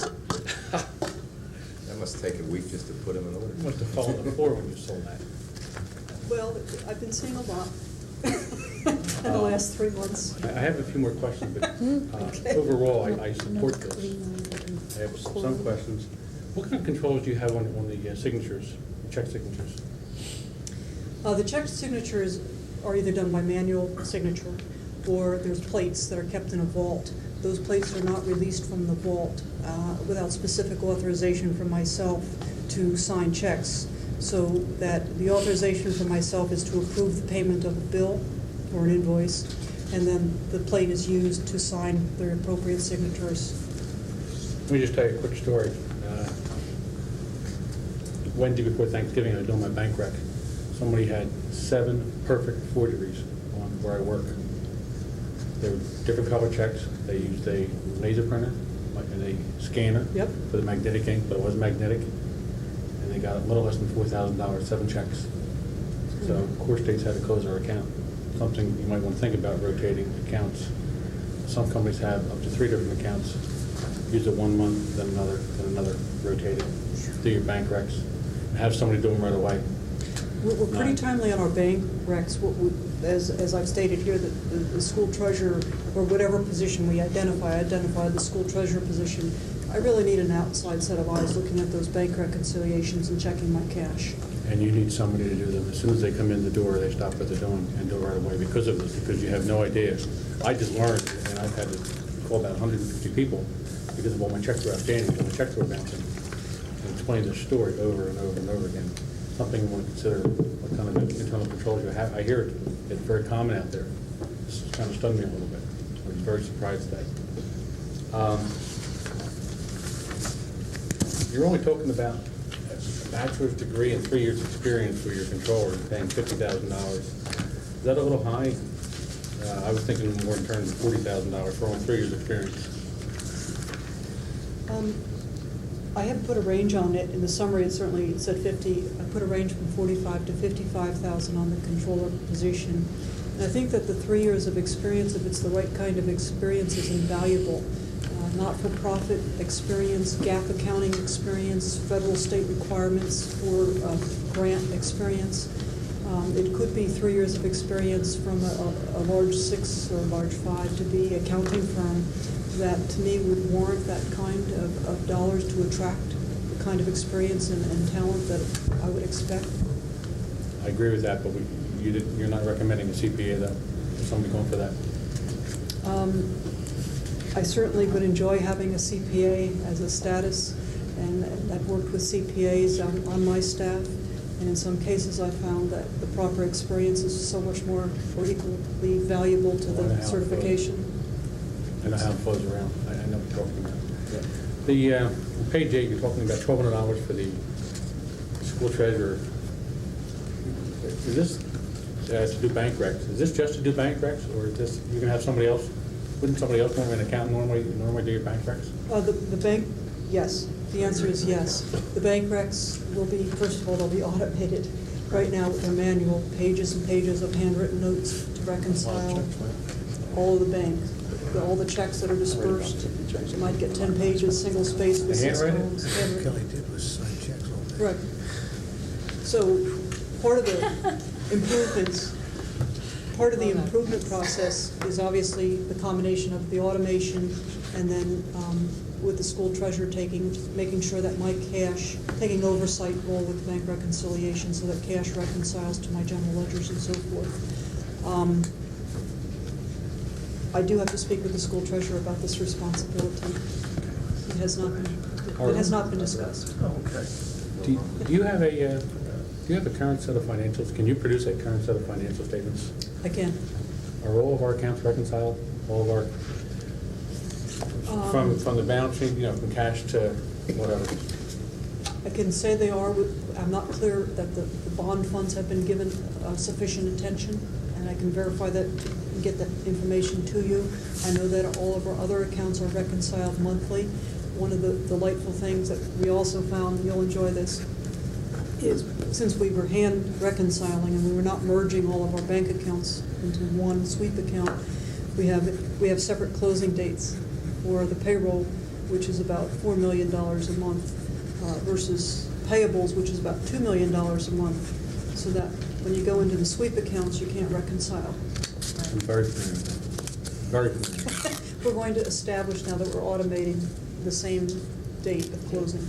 Have you ever thought about, as one thing you mentioned a while ago, and saving some money here, is to automate the payroll service? I have, and I've looked at the studies that have been done here for the district. They're in the files.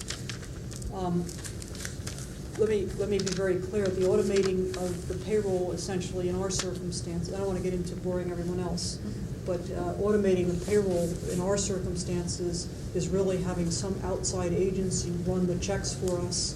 Like Ceridian, would cost about $78,000 a year. Correct.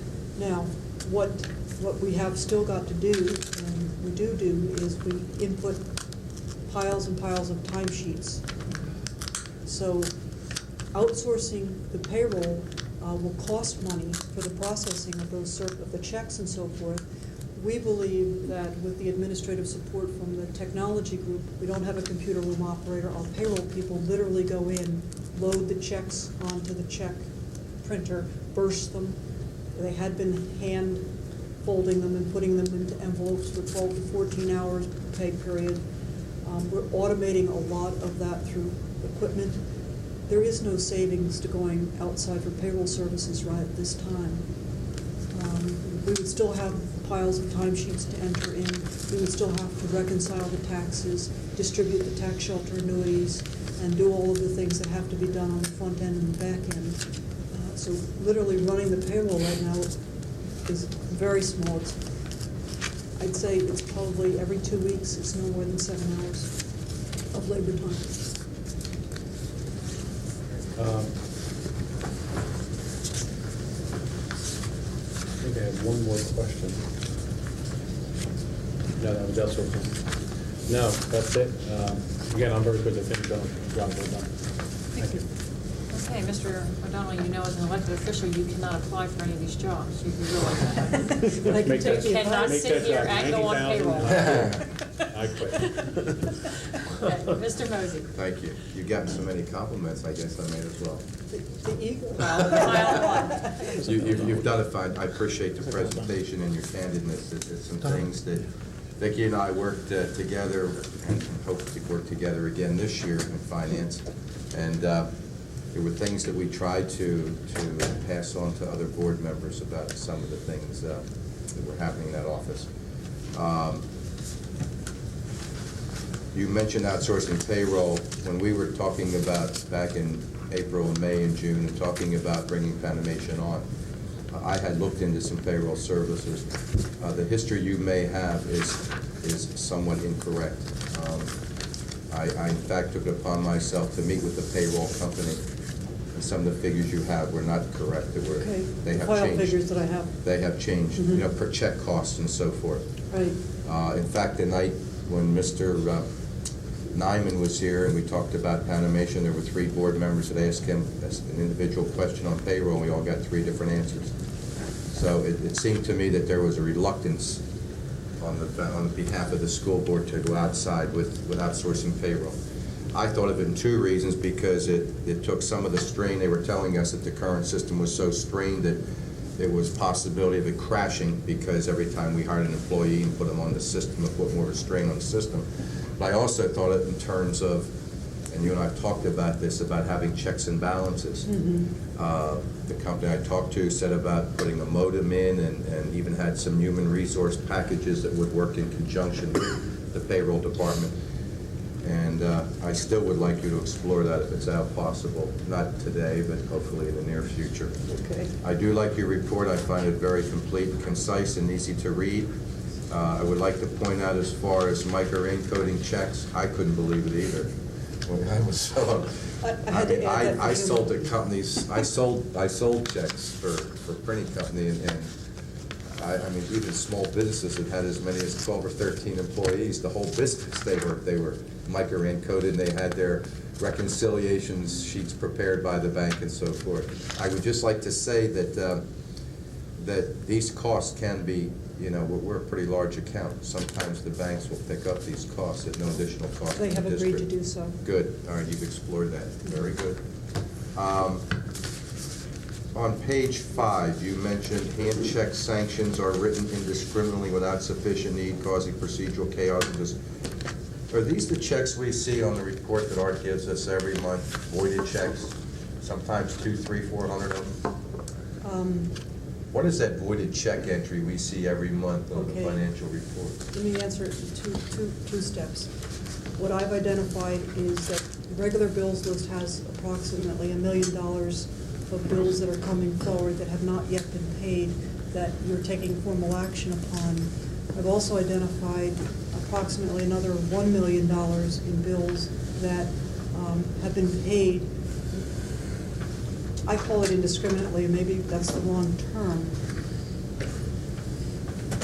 I come in and I need $100 because I forgot to put my paperwork in time to get it approved by the board.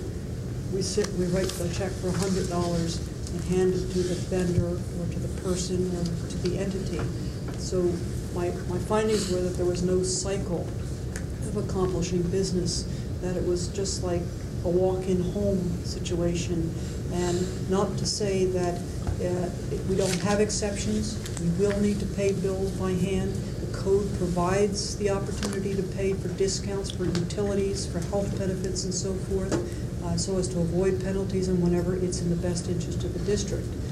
This past week, I sent a memo out to all budget administrators, directors, and principals indicating that we would not be honoring hand checks or sanction checks, as they've been called, unless it is within the standards of the Pennsylvania Code, and that we would need to plan accordingly. This takes effect January 1st this year, coming up. Okay. Also, on page 5, budget areas were allowed to deficit spend. Could you elaborate on that a little bit? I will elaborate to the best of my ability. This past year, I came on board in September and had the privilege of closing the books in cooperation with Tom Tracy, who preceded me. In October, I believe, I put forward $1.3 million worth of transfers to this organization that were, in essence, they were from last year.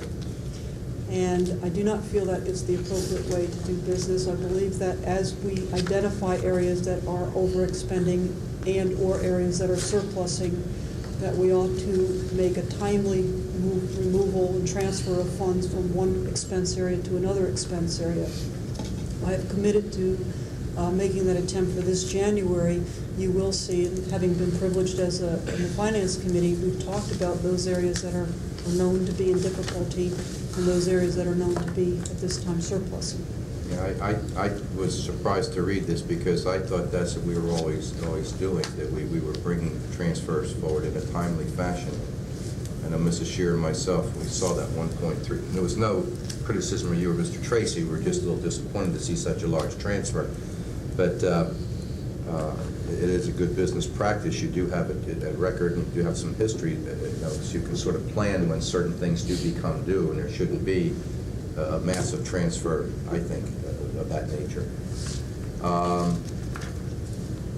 Page 6, you talk about two temporary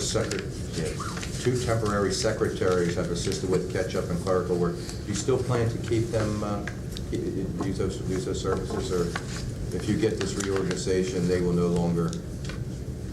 I'm just thinking that they're trained. It might not be a bad idea to. I think the question earlier came up of when do you think realistically that this could happen, and I said I would love it to be in place in February, probably more likely March.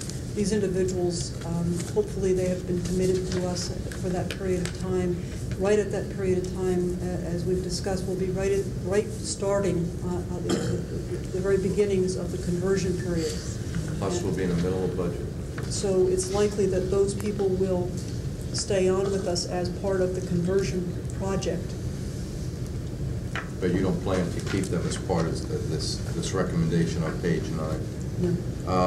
A little more elaboration, if you will, in terms of, I understand what you want to do, because I know the individual referring to has an awful lot of talent in terms of technology in that department. But on page 6, where you're recommending that the purchasing agent be a half-time position, but we have a full-time secretary. She will, I'm trying to understand the logistics of this. He will work in the morning handling purchasing, and then in the afternoon, he'll be devoting his time to technology, but the secretary will be there to assist him or take over his responsibilities, or, I'm just trying to figure out what you're trying to do here. I can't be very clear on that, Okay. because when technology needs hit, the Yeah, screen is okay. frozen, I need you to download this. So what you're saying is you need someone there in the event this individual has to go to the technology area, you'll still have coverage in the purchasing area. I'm not so much concerned with coverage, as we say, the phone coverage. The volume of paperwork and the flow of paperwork warrants a full-time, lower-level type of position, and a secretarial position would be more than consumed with just the current level of paper handling.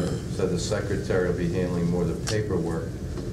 We may have a true purchasing agent who will be shopping and trying to get good prices and good deals and the best bargain for the district. Is that what I am to assume? Yes. Okay, Mr. Mosey, I need to break at this point. We'll keep you, you still I have the just have, floor. I have a couple more, yes. Okay, but we're, Well, no, that's fine. okay, when we come back, you have, you still have the floor. Give me 36 Mrs. Daddy, you're seconds. still in the box. Dr. Miller, you're on deck.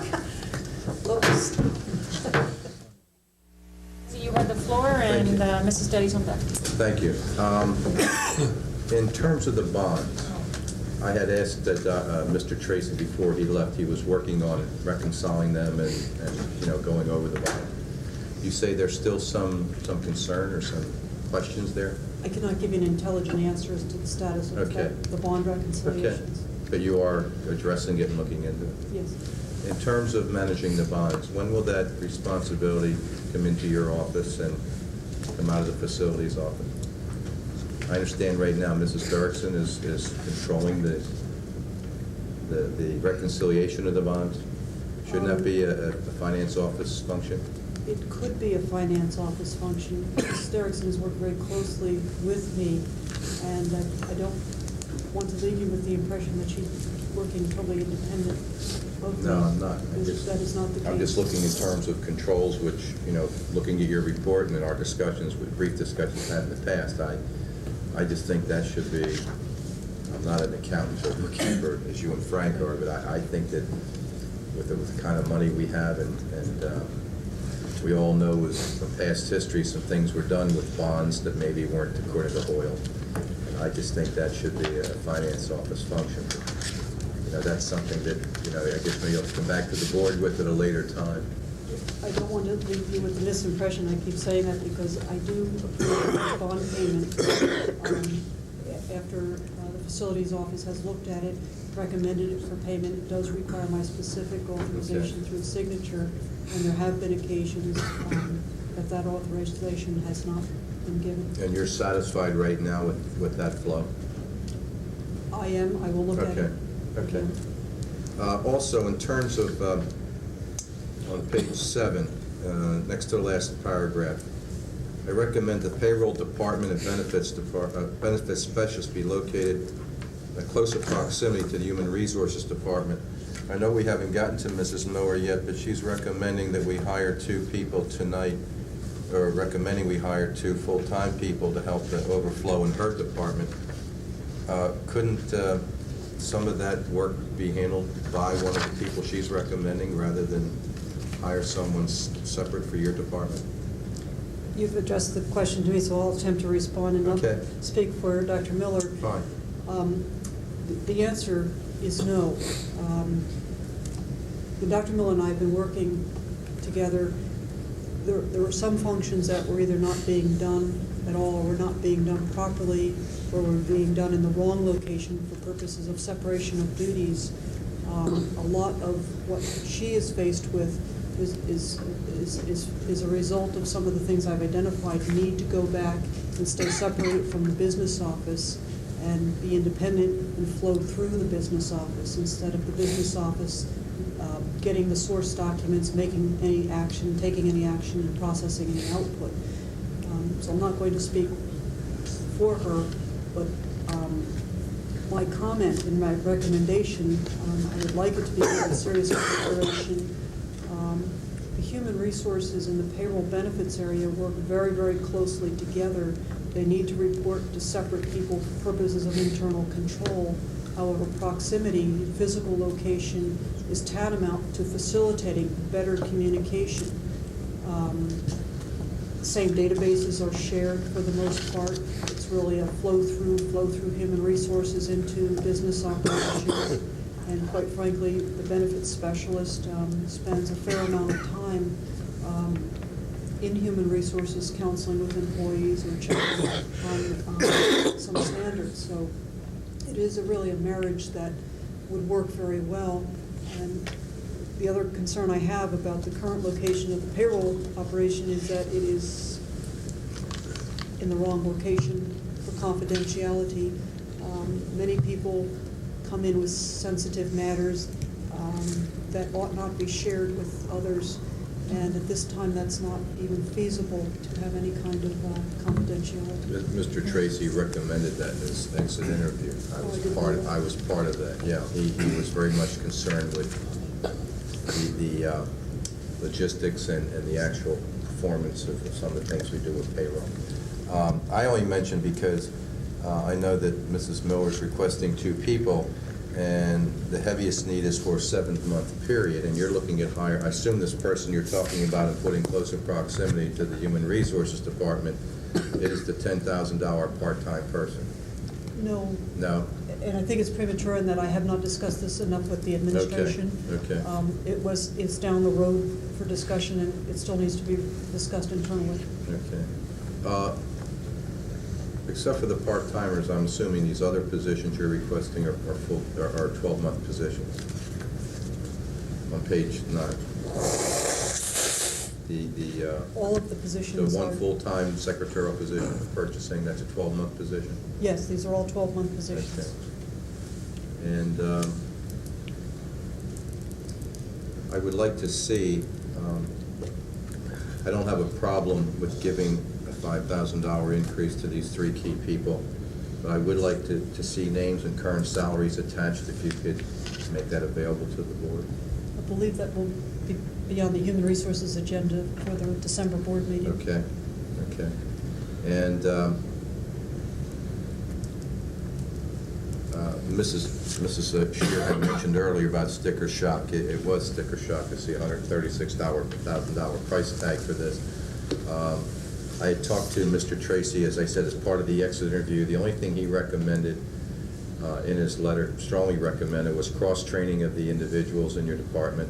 He recommended a floater, and he recommended the accountant controller type person. And I talked salary with him, and he said that he felt that we could probably get a very qualified person, you know, for what he was looking at, for somewhere in the neighborhood of $40,000 to $45,000. But I understand that you know, we are understaffed, and the responsibilities have increased. A little disappointed in the sense that it was sold that Panamation was going to be the end-all, catch-all for all this, and this was going to solve all our problems. And to see that we need additional personnel is a bit disappointing.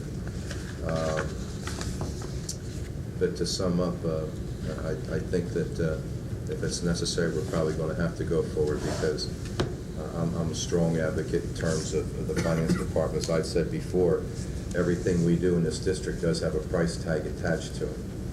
And if we don't have people putting the right debits and the right credits and filling out the proper reports and everything, we're going to have more problems.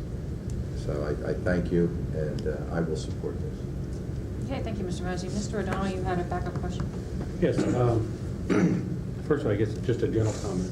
You know, we have $112 million, and I really see that the more accountants we have, and obviously I'm an accountant, but the more control we have, the better internal controls and these areas that you've highlighted.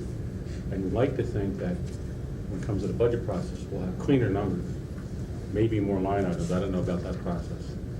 But this is something very excellent. The way this has been prepared, that hopefully when we approach the budget process, that when somebody wants to come forth with a recommendation and they want something, this is what I would like to say. Something very fine-tuned, detailed. What's it going to do? What's the results, the objectives? This is great. This is an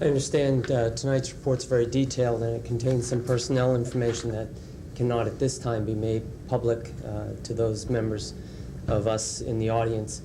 Is there a chance that when this item comes up before the board at the regularly scheduled board meeting, that at that time that report would be able to be public, because those items would be voted on?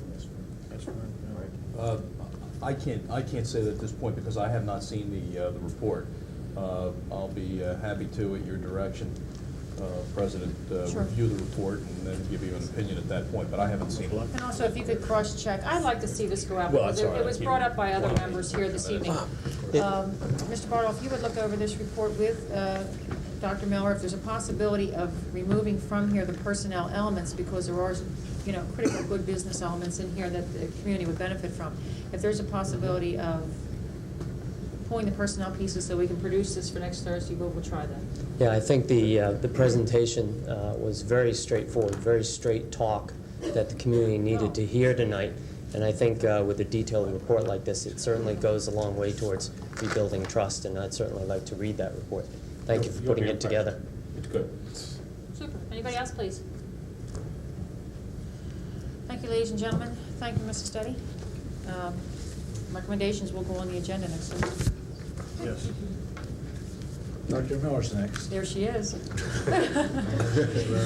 you want her to stay for moral support? You want to stay? Or you going to try and win? You just can't get out of here. I did tell Carol she could leave if all the certainly. questions were completed. No, I'd really like to stay. We'll be gentle. Thank you, Mr. Mosey. My report is an extension of what you've just heard from Carol. One of the things that I have appreciated very much since Carol has arrived is that we've been able to work closely together on those areas that are so appropriate for the finance department or the business office and the human resources office. And one of the things that we've been doing and working toward and creating new procedures is in the way that we are, of course, hiring and then, of course, dealing with all of the information that has to flow to payroll in order to provide for payment to all of our employees as well as the benefits that they must get. And so, Carol, I thank you very much for that. My needs, or I should say our needs in the Human Resources Department are not quite as elaborate as you can see as those that are needed in the business office. We are requesting, as you can all see, the audience can see it on their white sheets in the report, in their agendas, and the board can see it from their green sheets. We are requesting 2 additional secretaries in our office, and those secretaries would be 200 days a year, not a full 12 months as many of our secretaries are. However, those 200 days would be spread throughout the year so that we can take advantage of the secretaries during the times when our office is the busiest. And before I get into why we need them, Mr. Mosey, I'd like to address a question that you answered or that you asked earlier, and that was about our needs for the 7 busiest months, and then would the people that Mrs. Deddy was proposing be able to be used or in that other time period? And the answer that she gave you was no, and one of the reasons for that is that in those remaining 5 months, there is still an enormous amount of work to do, but the pace is different. So we would spread out the days of those 2 people over a longer period. They wouldn't have to both be in the office at the same time. And that way we can take the best advantage of their services. And that's what I had wanted to answer for you. The reason that we need the 2 people, additional people in the office, is that the current staffing that we have is 2 administrators, Dr. Conley and myself, and 2 secretaries. The workload has increased over the years dramatically. As you can see just from the information on the green sheet alone, beginning in 1987, we had approximately 612 bargaining unit employees, not to mention that we had a lesser number of support staff, and I don't have those exact numbers for you. Certainly we could try to get them. They're very difficult to get. And you can see that this year we have a total of 880 teachers. Now, just with teachers, or I should say bargaining unit members alone, the paperwork that needs to be done is tremendous. The databases that we have to maintain in terms of tuition reimbursements, in terms of degree improvement, and that's logging all of the courses that they take, is a monumental job in and of itself if you never looked at anything else that had to be done. But as you can see from all of the information that I put in the second paragraph on this page, there's quite a volume of work over and above what we do on a normal daily basis just to keep the office running. And I don't want to bore you or insult your intelligence by going over all of these. And so we have needed for the last couple years additional help. We have tried to satisfy that through substitute secretaries. The problem that we have with substitute secretaries isn't that when they're there they don't help us, they do, but they can say no at any time, and they have. And so therefore the work that needs to get done gets put off, and we get so far behind that it's difficult to catch up. And we make errors that I don't like to make. It's embarrassing to make errors. It's embarrassing to have to say to the board, I'm sorry, but we made this mistake. So we're hoping that with the addition of 2 people in the office, we can begin to streamline the way we operate. We can work more compatibly with the business office in getting the information to them that they need, and we can better serve the employees of our school district. End of my report. Okay, thank you very much. Dr. Miller, one of the greatest concerns I have here, you listed the problem with employing substitute secretaries. As you just said, they do not have to report to work if they choose not to on any given time. That's right. I am personally far more concerned with substitute secretaries in the personnel office because of the incredible access they have to personal information.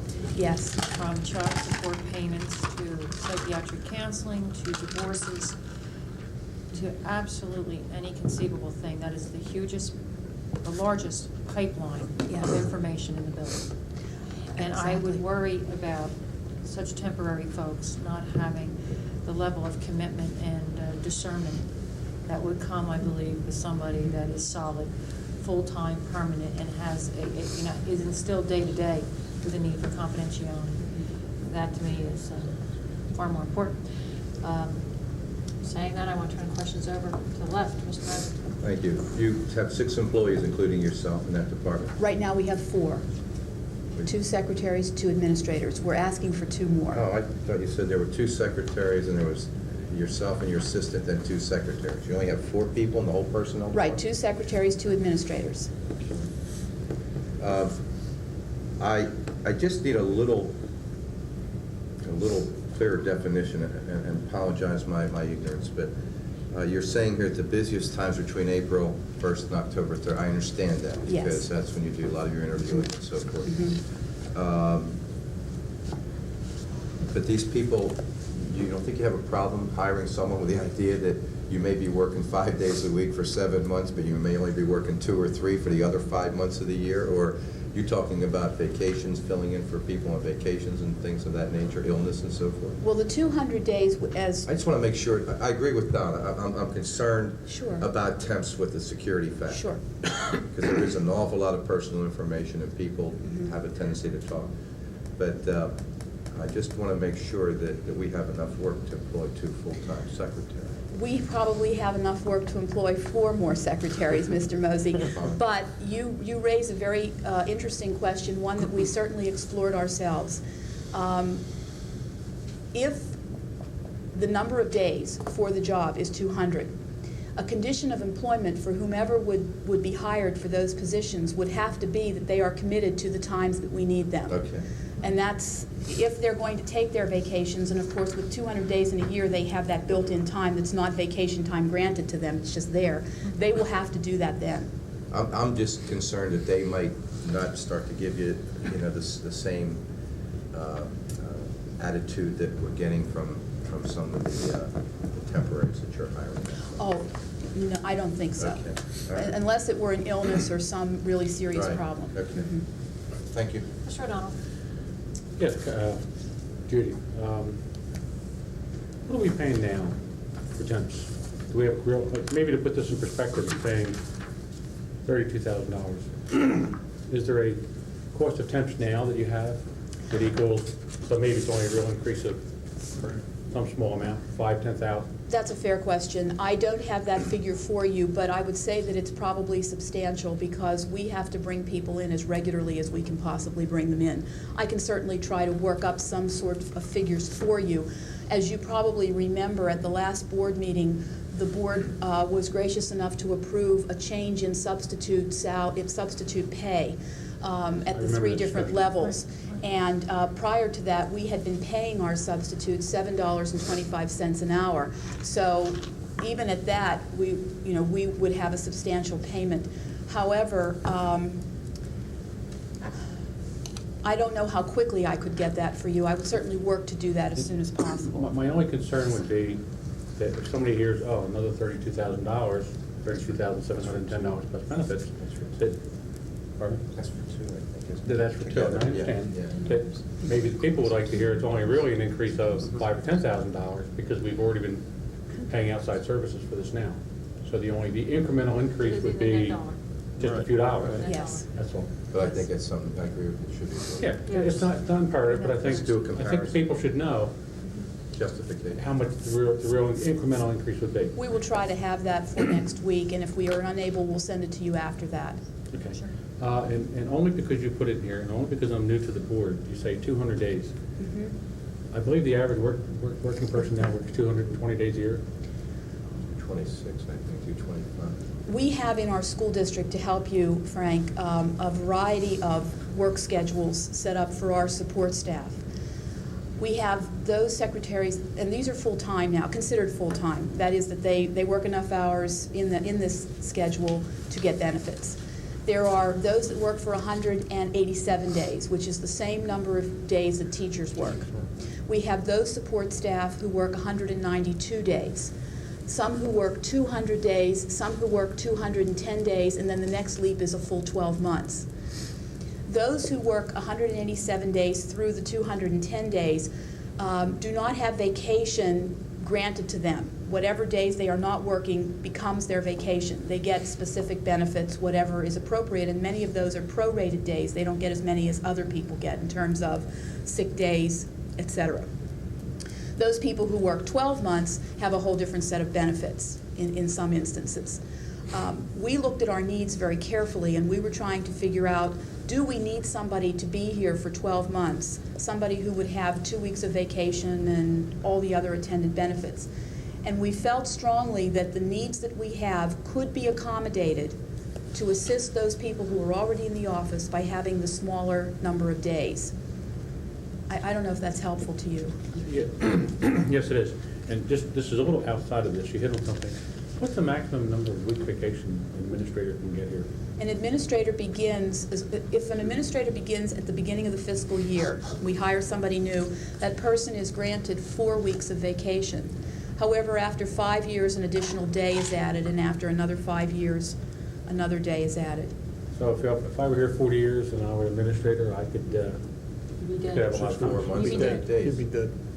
You'd be dead. You're how old now? Yeah, you'd be dead. All right, thank you.